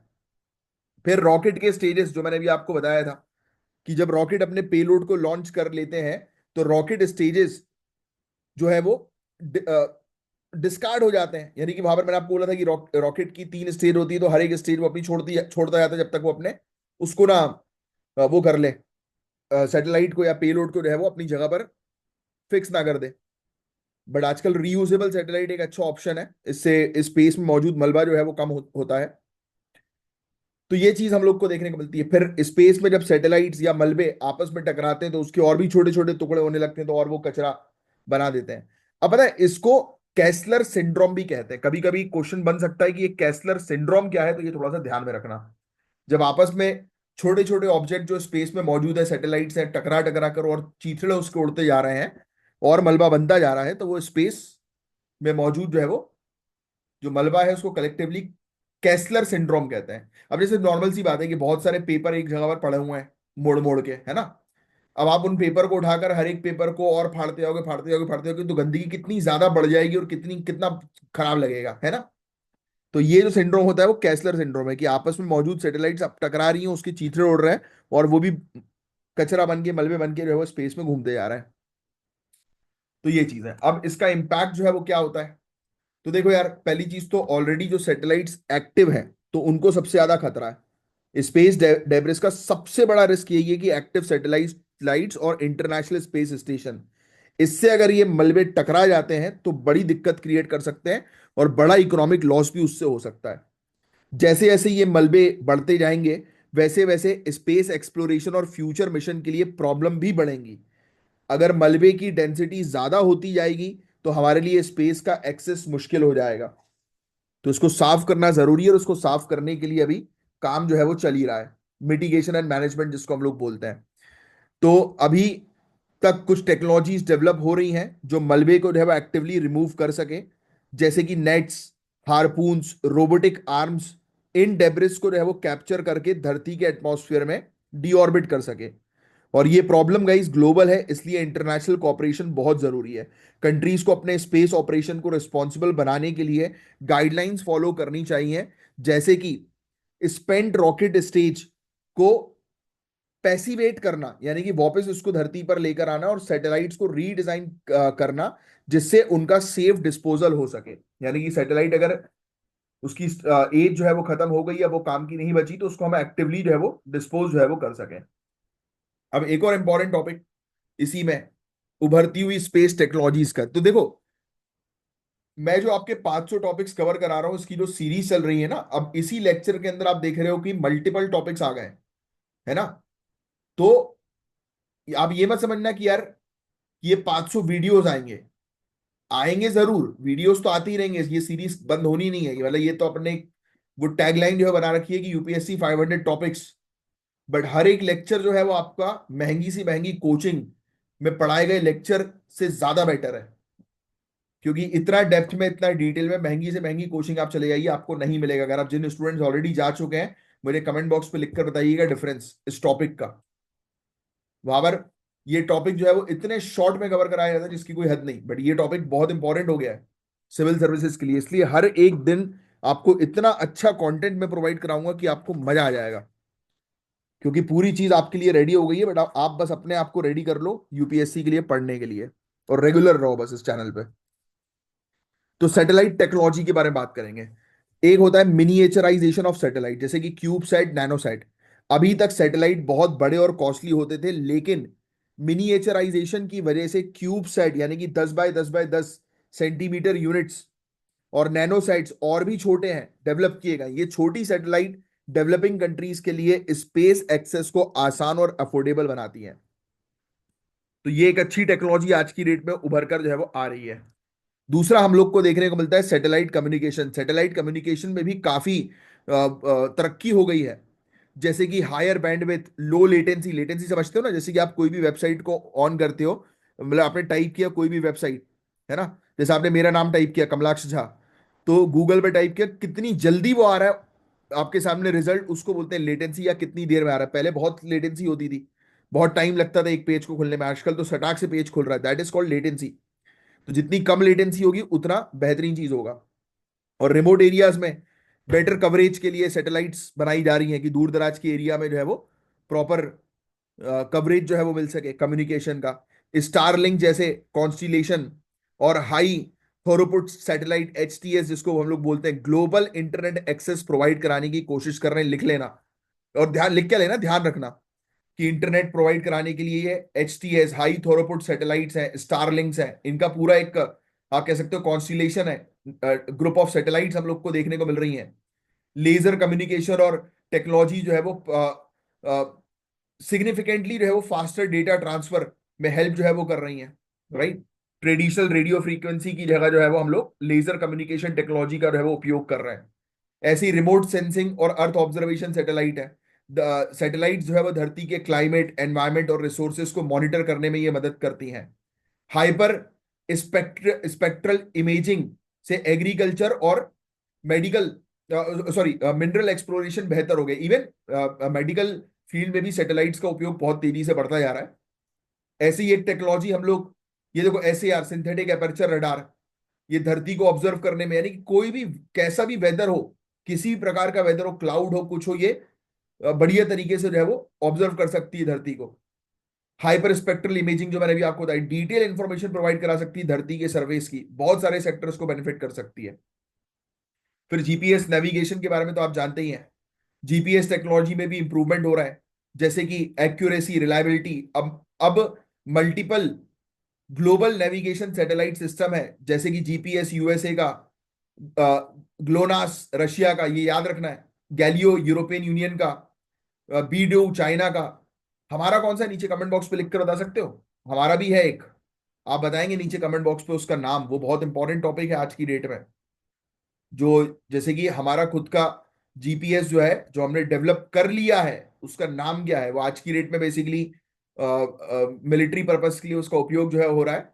और मोबाइल फोन में जो है वो इसमें हम लोग जो है वो नए एंटीना जो है वो एक्टिवेट करके उसको भी जो है वो शामिल करेंगे। तो आने वाले समय में लोग जो है वो इंडिया का खुद का जो है वो GPS जो है वो यूज करेंगे, राइट। तो बताना मुझे कमेंट बॉक्स पे लिखकर जिसको पता है इसका आंसर, और नहीं पता तो आगे चल के हम लोग कवर अप करेंगे ही करेंगे, राइट। Inside satellites. अब आगे की बात करें, space based solar power, again a very important topic. Concept जो है वो सोलार पावर फ्रॉम स्पेस का।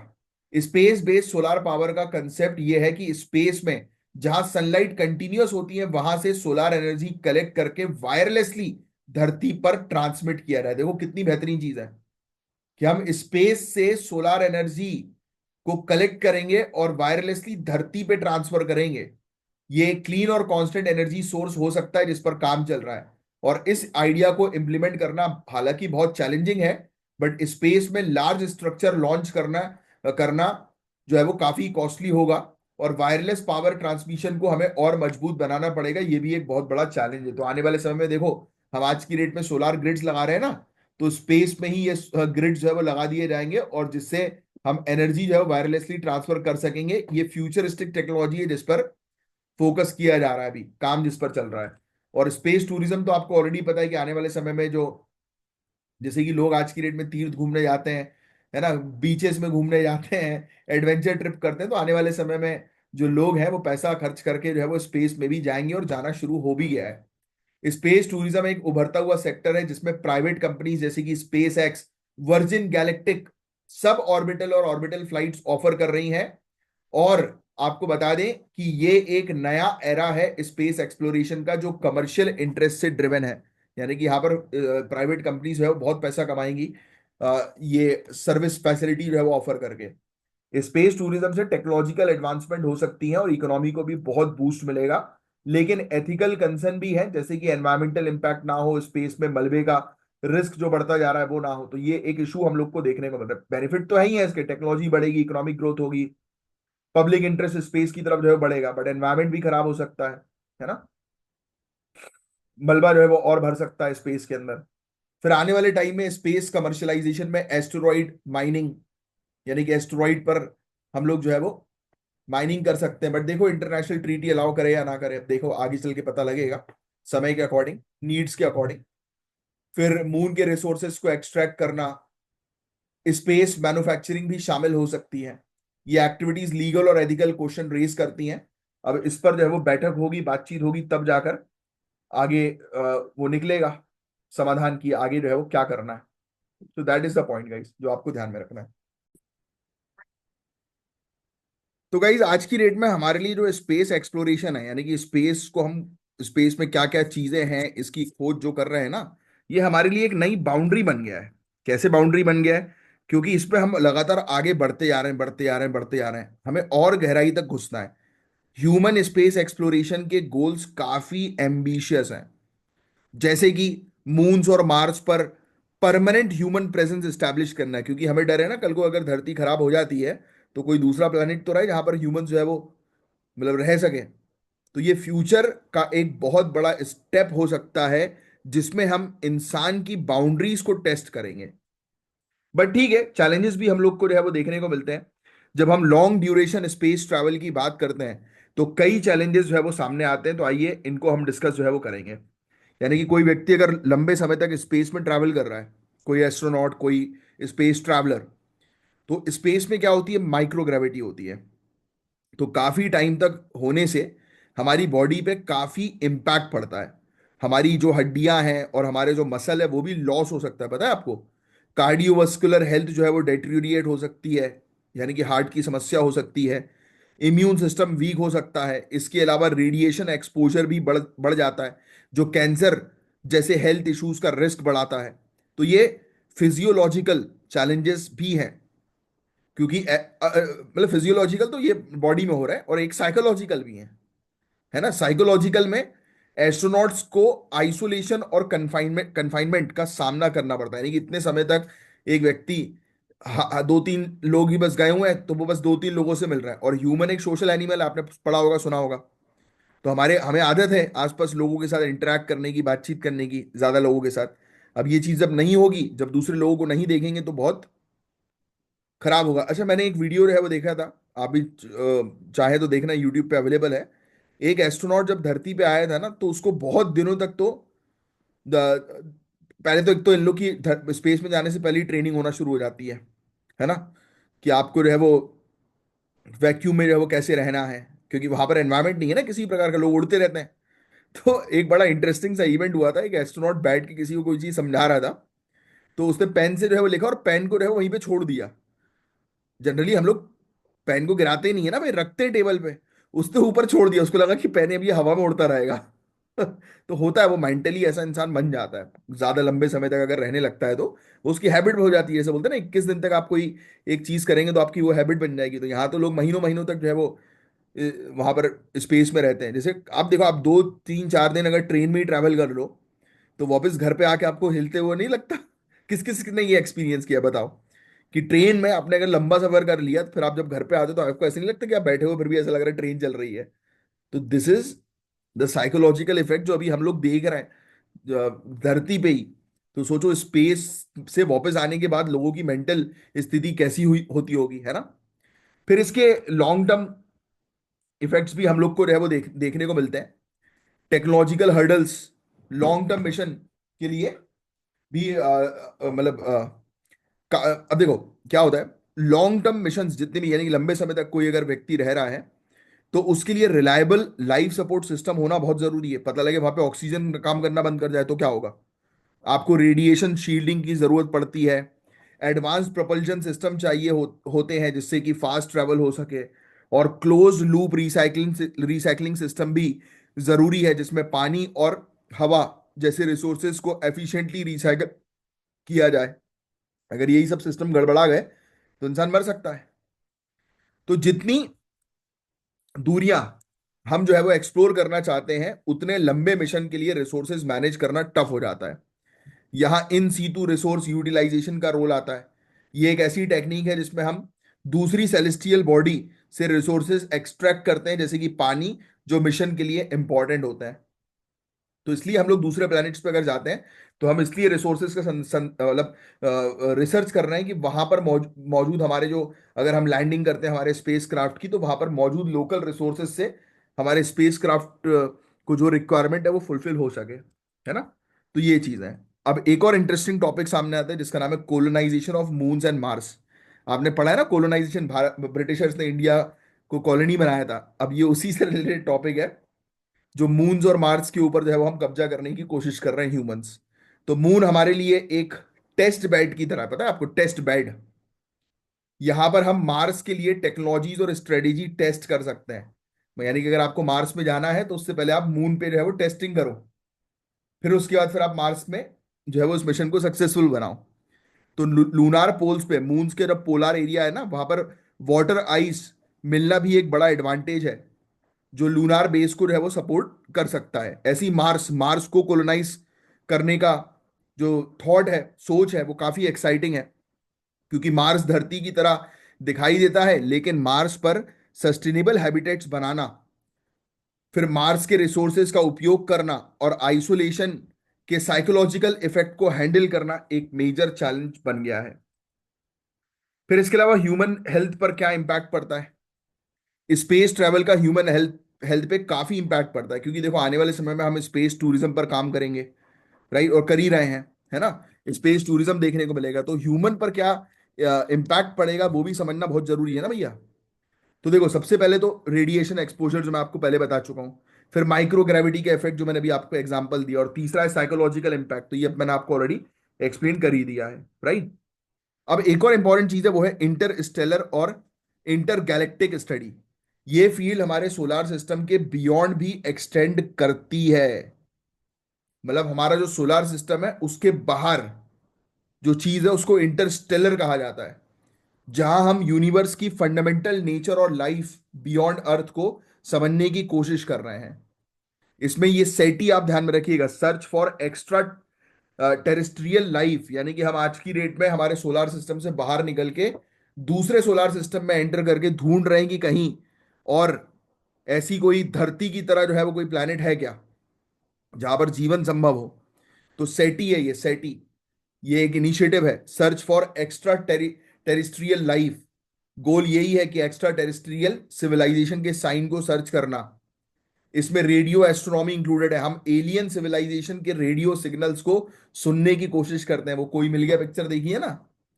अब पिक्चर ऐसी बनती नहीं है भाई, उसके पीछे भी कोई ना कोई तो सोच होती है। तो यहां पर हम वही कर रहे हैं कि कहीं दूर दराज से कोई एलियन हमें साइन दे दे। और वैसे तो एक इंटरेस्टिंग कंट्रोवर्सी है ही अमेरिका की, एरिया 51। कभी फ्री टाइम मिले तो सर्च करना एरिया 51 के बारे में। कहा जाता है कि यूएसए को मिल गए एलियंस, जो यूएसए के साथ जो है वो इंटरेक्ट करते हैं। अब वो कितना सही है कितना नहीं है उस पर तो मैं कोई कमेंट नहीं करूंगा, जब तक ऑफिशियल कोई डेटा नहीं आया था। और आप लोग को भी नहीं करना चाहिए, इन सब चीजों से दूर रहना चाहिए। बट हाँ, इंटरेस्ट अगर है तो एरिया 51 सर्च करना। ऐसी ऑप्टिकल सेटी है, दूर दराज के सोर्सेज से लेजर सिग्नल को सर्च करते हैं। और हम एक्सोप्लैनेट्स की एटमॉस्फेयर को एनालाइज करते हैं, बायो सिग्नेचर जिसको कहते हैं, ताकि लाइफ के साइंस जो है वो मिल सके। तो ये सेटी जो है वो आप थोड़ा सा ध्यान में रखना, कि हम दूसरे ऐसे प्लैनेट्स की खोज कर रहे हैं जहां पर जीवन संभव हो। अब अंडरस्टैंडिंग डीप स्पेस। अब स्पेस के एक्सट्रीम ऑब्जेक्ट्स जो हैं उनको समझने से हम यूनिवर्स के इवोल्यूशन और ग्रेविटी के नेचर को समझ सकते हैं, कि ये यूनिवर्स जो है वो कैसे बना। इसको समझने के लिए हमें दूर दराज के धरती के ऑब्जेक्ट्स को जो है वो स्टडी करना पड़ेगा। इसके लिए हम ब्लैक होल को स्टडी करते हैं। ये स्पेस टाइम का एक ऐसा क्षेत्र होता है जहां ग्रेविटी इतनी स्ट्रांग होती है कि लाइट भी इससे एस्केप नहीं कर पाती। पता है ना आपको, ब्लैक होल से लाइट भी एस्केप नहीं करेगी। क्वासर्स, ये चीज आपसे एग्जामिनेशन में पूछी आती है। ये चमकते हुए एक्टिव गैलेक्टिक न्यूक्लियाई हैं, जो सुपर मैसिव ब्लैक होल से पावर्ड होते हैं। यानी कि सुपर मैसिव ब्लैक होल्स के आजू बाजू में आपको चमकते हुए लाइट जो नजर आएंगी उसको बोलते हैं क्वासर्स।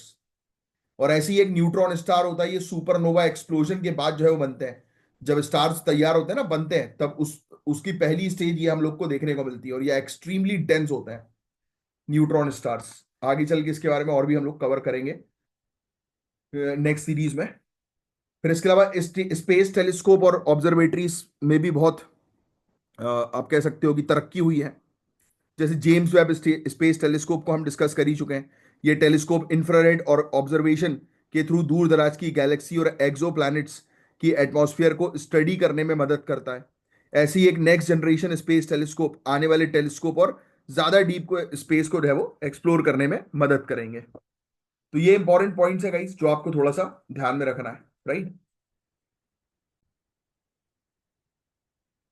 अब बिल्कुल बेसिक साइंस में आपने जो है वो इसके बारे में पढ़ा ही हुआ है कि कुछ सेलेस्टियल बॉडीज इसके बारे में हम जो है वो चर्चा करेंगे, जैसे स्टार्स। स्टार्स बेसिकली क्या होते हैं, बड़े बड़े बड़े मैसिव चमकते हुए गोल आकार की जो है वो बॉडी होती है जो अपनी ग्रेविटी से प्लाज्मा को जो है वो होल्ड करते हैं। याद रखना, स्टार्स क्या है, वो मैसिव और चमकता हुआ स्पेयर जो ग्रेविटी से प्लाज्मा को जो है वो होल्ड करता है। इनके अंदर न्यूक्लियर फ्यूजन होता है जो एनर्जी जनरेट करते हैं। इसीलिए तो हम लोग आज की डेट में इस चीज का इस्तेमाल कर रहे हैं, आर्टिफिशियल सन बना रहे हैं जो कि चाइना ने ऑलरेडी तैयार कर दिया है, टोकामा ऐसा उसका कुछ नाम है। फिर सन भी एक स्टार है जो हमारे लिए सबसे इंपॉर्टेंट है, आपको ऑलरेडी पता है। फिर इसके अलावा नेबुले आता है, एक नेबुले, ये भी आपको पता होना चाहिए।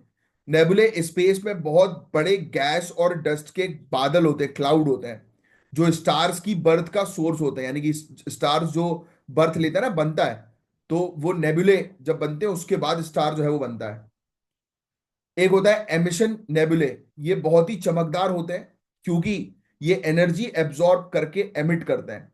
दूसरा होता है रिफ्लेक्शन नेबुले, इसके ये टाइप्स है, ये स्टार्स के लाइट को रिफ्लेक्ट करते हैं। और तीसरा है डार्क नेबुले, ये दूसरे ऑब्जेक्ट्स की लाइट को ब्लॉक करते हैं, इसलिए ये डार्क जो है वो कहलाते हैं। तो इस प्रकार से नेबुले के टाइप्स भी हैं। ब्लैक होल के बारे में मैंने आपको ऑलरेडी बता ही दिया, वो क्षेत्र जहां ग्रेविटी इतनी स्ट्रांग होती है कि लाइट भी इससे जो है एस्केप नहीं कर पाती। इनके अंदर सब कुछ समा जाता है, ये स्पेस टाइम को जो है वो खराब कर देते हैं, और अभी तक पूरी तरह से इनको समझा गया नहीं है। क्वासर्स भी मैंने आपको बताया कि ये चमकदार ऑब्जेक्ट्स होते हैं जो सुपर मैसिव ब्लैक होल्स के आसपास देखने को मिलते हैं। इनसे एनर्जी जो है वो रिलीज होती होती है, गैलेक्टी न्यूक्लियाई सुपर ब्राइट जो है वो दिखते हैं। ऐसी पल्सर होता है, Pulsar basically highly magnetised rotating neutron star है होते हैं जो इलेक्ट्रोमैग्नेटिक रेडिएशन के बीम्स रिलीज करते हैं, पल्सर याद रखिएगा। सुपरनोवे, आपसे बताओ ये क्या पूछेंगे, ये पूछेंगे कि इनमें से बताओ कि कौन से स्पेस से एसोसिएटेड है, राइट, स्पेस साइंस से एसोसिएटेड है, ऐसे चीजें जो है वो पूछी जा सकती है। या फिर ये पूछ लेंगे कि ये कौन से एस्ट्रोनॉमी और एस्ट्रोफिजिक्स के कंसेप्ट्स हैं, है ना, तो ये आपको बस पता होना चाहिए। सुपरनोवा, सुपरनोवा वो एक्सप्लोजन है, वो विस्फोट होते हैं जो एक स्टार की डेथ के टाइम पर होता है ना। स्टार बन रहा है तो वो किससे जो है बन रहा है, अभी हमने जो है वो चर्चा करी कि स्टार के बनते समय आपको नेबुला जो है वो दिखाई देंगे, यानी कि नेबुला जो है वो स्टार का ओरिजिन है, और सुपरनोवा जो है वो स्टार की डेथ है। तो ये स्टार को कोलैप्स करके सुपर ब्राइट एक्सप्लोजन बनाते हैं। फिर ऐसे ही कॉस्मिक वेब होता है, कॉस्मिक वेब यूनिवर्स का एक बहुत बड़ा स्ट्रक्चर होता है जिसमें गैलेक्सी और गैलेक्सी क्लस्टर्स यानी कि ग्रुप ऑफ गैलेक्सीज इंटरकनेक्टेड होती हैं, जैसे कि एक वेब, मतलब कुल मिलाकर बहुत सारी गैलेक्सीज का एक नेटवर्क आप कह सकते हो। तो ये गैलेक्सीज के फिलामेंट्स और वॉइड से बना होता है, नेटवर्क होता है आप कह सकते हो। ठीक है, अब सोलार सिस्टम मुझे आपको पढ़ाने की जरूरत नहीं है, सोलार सिस्टम में क्या क्या चीजें हैं। Dwarf planet, asteroid, comets, hard planets, exoplanet मैंने आपको बता ही दिया कि वो वाले प्लैनेट जो सोलार सिस्टम के बाहर हम लोग को जो है वो देखने को मिलते हैं। ऐसे ही रोग प्लैनेट्स होते हैं, प्लैनेट्स जो है वो जो किसी भी स्टार के अराउंड घूमते नहीं है उसको रोग प्लैनेट बोलते हैं। ये वाला फैक्ट ध्यान में रखना, ये पूछ सकते हैं रोग प्लैनेट क्या होता है। अब ऐसे ही ये वाली चीज तो मैं आपको ऑलरेडी पहले भी थोड़ी बहुत बता चुका हूं कि स्पेस को ऑब्जर्व करने के लिए हमारे पास टेलीस्कोप है जो दूर दराज के ऑब्जेक्ट्स को स्टडी करने के लिए काम में आते हैं। ऐसे ही हबल स्पेस टेलीस्कोप 1990 में लॉन्च हुआ था। जेम्स वेब स्पेस टेलीस्कोप 2021 में लॉन्च हुआ था। ऐसे ही चंद्र एक्सरे ऑब्जर्वेटरी 1999 की हम लोग को देखने को मिली।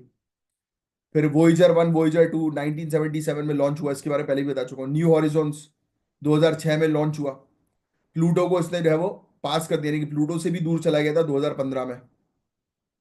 ठीक है, और डेटा प्रोवाइड करा रहा है दूर दराज के ऑब्जेक्ट्स का ये। तो ये चीजें हम लोग को जो है वो देखने को मिल रही हैं जिसके बारे में आपको पता होना चाहिए। अब स्पेस को खोज करते समय एनवायरमेंट को हम कितना नुकसान पहुंचा रहे हैं, ये बहुत इंपॉर्टेंट टॉपिक है, मेंस में आ सकता है। अब स्पेस में एस्ट्रोनॉट्स को ज्यादा रेडिएशन एक्सपोजर होता है जो उनकी हेल्थ के लिए रिस्की हो सकता है। दो प्रकार के स्पेस में रेडिएशन होते हैं, ये फैक्ट ध्यान में रखना। एक होता है गैलेक्टिक कॉस्मिक रेस, ये रेडिएशन है स्पेस का, गैलेक्टिक कॉस्मिक रेस।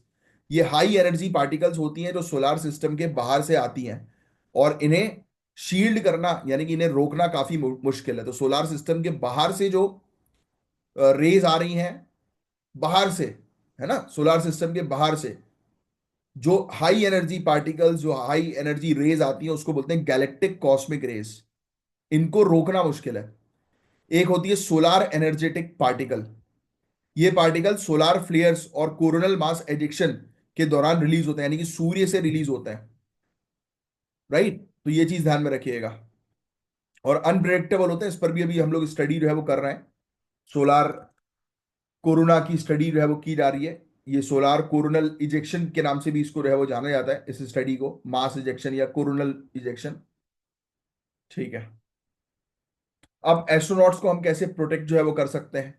तो ऑब्वियस सी बात है कि इनका स्पेस क्राफ्ट, इनका स्पेस सूट में कुछ मटेरियल होते हैं, जैसे एल्यूमिनियम का इसमें उपयोग होता है, जो रेडिएशन को एब्जॉर्ब करता है। ठीक है।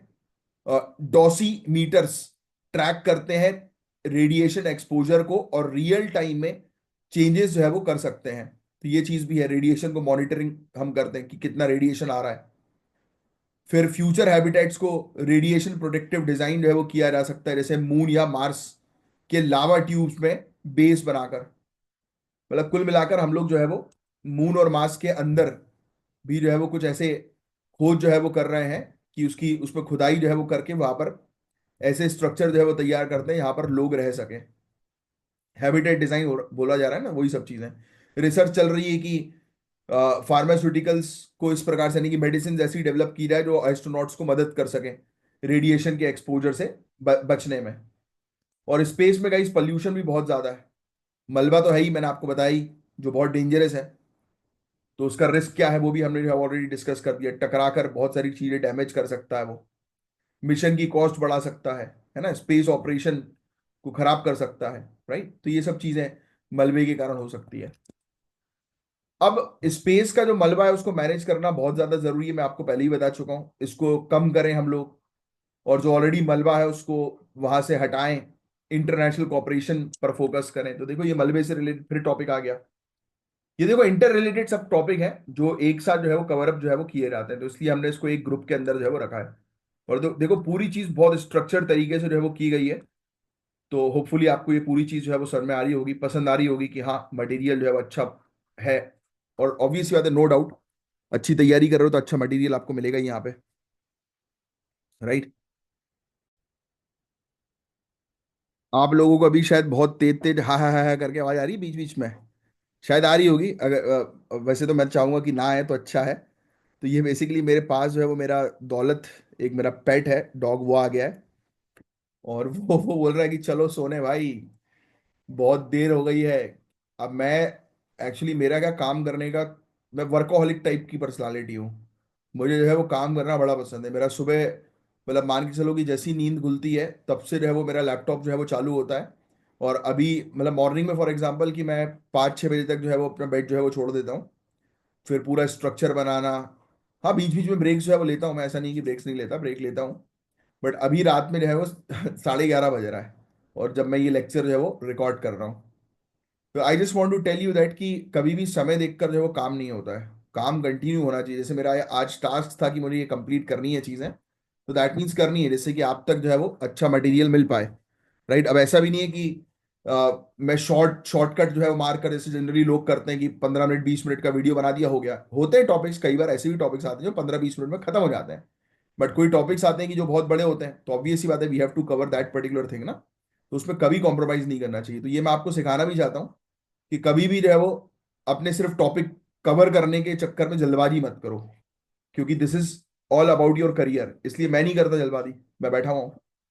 बट ठीक है, वैसे तो खत्म हो ही गया अपना, थोड़ा सा ही टॉपिक बस जो है बचा है, 2 पेजेस और हैं। तो हम डिस्कस करेंगे स्पेस की इकोनॉमिक्स के बारे में। तो आपको ऑलरेडी पता है भाई, स्पेस में हम इतनी आज की डेट में सब चीजों को कमर्शलाइज जो है वो कर रहे हैं, है ना। प्राइवेट सेक्टर इसमें इन्वॉल्व जो है वो हो गया है। इसमें production, distribution, consumption, space related goods और सर्विसेज का ये सब आता है। तो स्पेस टेक्नोलॉजी का रोल आज की मॉडर्न इकोनॉमीज में काफी बढ़ गया। ये टेक्नोलॉजी ना सिर्फ स्पेस सेक्टर को ग्रो करती है, बल्कि बाकी इंडस्ट्री को भी इम्पैक्ट कर रही है। देखो आप आज की डेट में सैटेलाइट का उपयोग हर एक इंडस्ट्री में जो है आप नजर आ रहा है। तो सैटेलाइट की पहले बात करते हैं सैटेलाइट कम्युनिकेशन की। तो सैटेलाइट कम्युनिकेशन से दुनिया के हर कोने में कनेक्टिविटी मिलती है, telecommunication, broadcasting, internet access, सब कुछ पॉसिबल है। दूर दराज के एरिया में भी इंटरनेट और टेलीफोन सर्विसेज सैटेलाइट की मदद से मिलती है। अब जिससे लोकल इकोनॉमी ग्रो करती है, पूरे दुनिया भर का ट्रेड, फाइनेंशियल ट्रांजैक्शन और इंफॉर्मेशन शेयरिंग भी इजी हो जाती है। ये प्रोडक्टिविटी और मार्केट एफिशिएंसी को बूस्ट करती है। ऐसे ही अगर हम वेदर की बात करें, वेदर फोरकास्टिंग की, तो एक्यूरेट सैटेलाइट से हम लोग को वेदर फोरकास्टिंग भी देखने को मिलती है। उसका भी इकोनॉमिक इम्पैक्ट बहुत जरूरी है। Agriculture, transportation, disaster management industries को एक्यूरेट फोरकास्ट जो है वो मिलती है। इससे रिसोर्स एलोकेशन ऑप्टिमाइज जो है होता है। जैसे कि आपको पता है भाई कि वेदर खराब होने वाला है, तो ऑब्वियस सी बात है कि आप उस तरीके की मैनेजमेंट जो है वो कर लोगे, है कि नहीं? तो आपकी फसल जो है वो खराब नहीं होगी। तो एग्रीकल्चर में कितना फायदा मिलेगा। फिर अर्थ ऑब्जर्वेशन सैटेलाइट होती हैं, धरती को ऑब्जर्व करती हैं, एनवायरमेंट को मॉनिटर करती हैं। राइट, रिकनसाइंस सैटेलाइट के बारे में भी हमने बात करी, जो हमारी जो डिफेंस सर्विसेज है उनके लिए हम लोग को देखने को मिलती हैं। जीपीएस के बारे में हम पहले भी चर्चा जो है वो कर चुके हैं। राइट, तो आपको पता है कि जीपीएस ने ट्रांसपोर्टेशन को बिल्कुल रीडिफाइन कर दिया। आज की डेट में आपके घर पर जो है वो जोमेटो से सामान आ रहा है, अमेजोन से सामान आ रहा है, सब लोग नेविगेशन का उपयोग जो है वो कर रहे हैं। आप ट्रैक कर सकते हो अपने कुरियर को, अपने पार्सल को, है ना? तो ये सब चीजें पॉसिबल है टेक्नोलॉजी, सैटेलाइट टेक्नोलॉजी की मदद से, है ना? जीपीएस का सटीक उपयोग जो है वो एग्रीकल्चर में भी होता है, पता है आपको, जिसमें फर्टिलाइजर और पेस्टिसाइड का सटीक एप्लीकेशन होता है जीपीएस का। इससे क्रॉप यील्ड इंप्रूव होती है और एनवायरमेंट इम्पैक्ट मिनिमाइज होता है। ये फूड सिक्योरिटी और एग्रीकल्चरल सस्टेनेबिलिटी के लिए जरूरी है। इसका उपयोग टूरिज्म, एडवर्टाइजिंग, इमरजेंसी सर्विसेज में भी होता है। तो काफी सारी चीजें हैं। ऐसी कमर्शियल सैटेलाइट लॉन्च हो रही है आज की डेट में। देखो, प्राइवेट कंपनीज के कॉम्पिटिटिव लॉन्च सर्विस से स्पेस को अफोर्ड करना ज्यादा एक्सेसिबल हो गया है। देखो, आप फॉर एग्जांपल आप एक नेशनल इंटरेस्ट के पॉइंट ऑफ व्यू से एक सैटेलाइट जो है वो रेडी कर रहे हो, राइट? अब आपको सैटेलाइट को जो है वो ऑर्बिट पे लगाना है और आप ही का सिस्टम है, तो आप क्या कर सकते हो, किसी कमर्शियल सैटेलाइट को भी जो है वो अपने साथ ले जाकर ऑर्बिट पे प्लेस कर सकते हो। जैसे एग्जांपल के तौर पर आपके पास एक कार है यार, है ना? एक कार है, आपको 200 किलोमीटर दूर जाना है ना? और उस कार में अगर आपको 3 लोग और मिल जाएं जो आपको कुछ पैसे देने के लिए रेडी होंगे, तो आपकी ओवरऑल कॉस्ट तो कम हो जाएगी ना जाने की, आपका खर्चा जो है वो बच जाएगा। जहां पर आप 2,000 रुपये का पेट्रोल डलवा रहे थे, वहां पर आपने अगर 500-500 रुपये भी लिए अगर 3 लोगों से, तो सीधे सीधे तो आपके 1,500 रुपये बच गए ना भाई। कितना ह्यूज प्रॉफिट हुआ। सेम चीज यहां पर भी होती है कमर्शलाइजेशन से। यानी कि हम सैटेलाइट को जो है वो जो कमर्शियल कर रहे हैं, उसके लॉन्चेस को कमर्शियल कर रहे हैं, तो इससे हमारे खुद के नेशनल जो इंटरेस्ट है वो सस्ते हो रहे हैं, है कि नहीं? जॉब क्रिएट हो रही है। आजकल एजुकेशन यूनिवर्सिटीज भी जो है वो अपनी सैटेलाइट्स वगैरह जो है वो लॉन्च कर रही है। देखो, इससे काफी फायदा जो है वो मिल रहा है। तो बस गाइस, ये था पूरा ओवरऑल कंप्लीट लेक्चर। शायद थोड़ा लेक्चर ये लंबा हो गया है, बट पूरा कंप्लीट लेक्चर मैंने आपको प्रोवाइड किया वन गो में, जिससे कि आपको जो है वो काफी हेल्प जो है वो मिल सके आपकी प्रिपरेशन के दौरान। और अगर आपको अच्छा लगा है लेक्चर, पूरी चीज समझ में आई है सटीक तरीके से, तो मुझे कमेंट बॉक्स पर लिखकर जरूर बताना। और हमारे टेलीग्राम के चैनल को जो है वो आप ज्वाइन कर सकते हैं, व्हाट्सएप पर कांटेक्ट करके उसकी लिंक आपको जो है वो मिल जाएगी। और आप यहाँ पर उस वहाँ पर हम आपको शॉर्ट नोट्स प्रोवाइड कराते हैं, क्वेश्चंस आपको मिलते हैं, बहुत सारी चीज़ें उसमें होती हैं। जब आप ज्वाइन करोगे तब आपको जो है खुद ही पता लग जाएगा कि कितनी स्मूथ प्रिपरेशन जो है वहाँ पर आपकी करवाई जाती है रेगुलर बेसिस पर। तो चलिए, अब हम मिलेंगे नेक्स्ट लेक्चर में। तब तक के लिए bye bye, take care, have a great day ahead. जय हिंद, जय श्री महाकाल।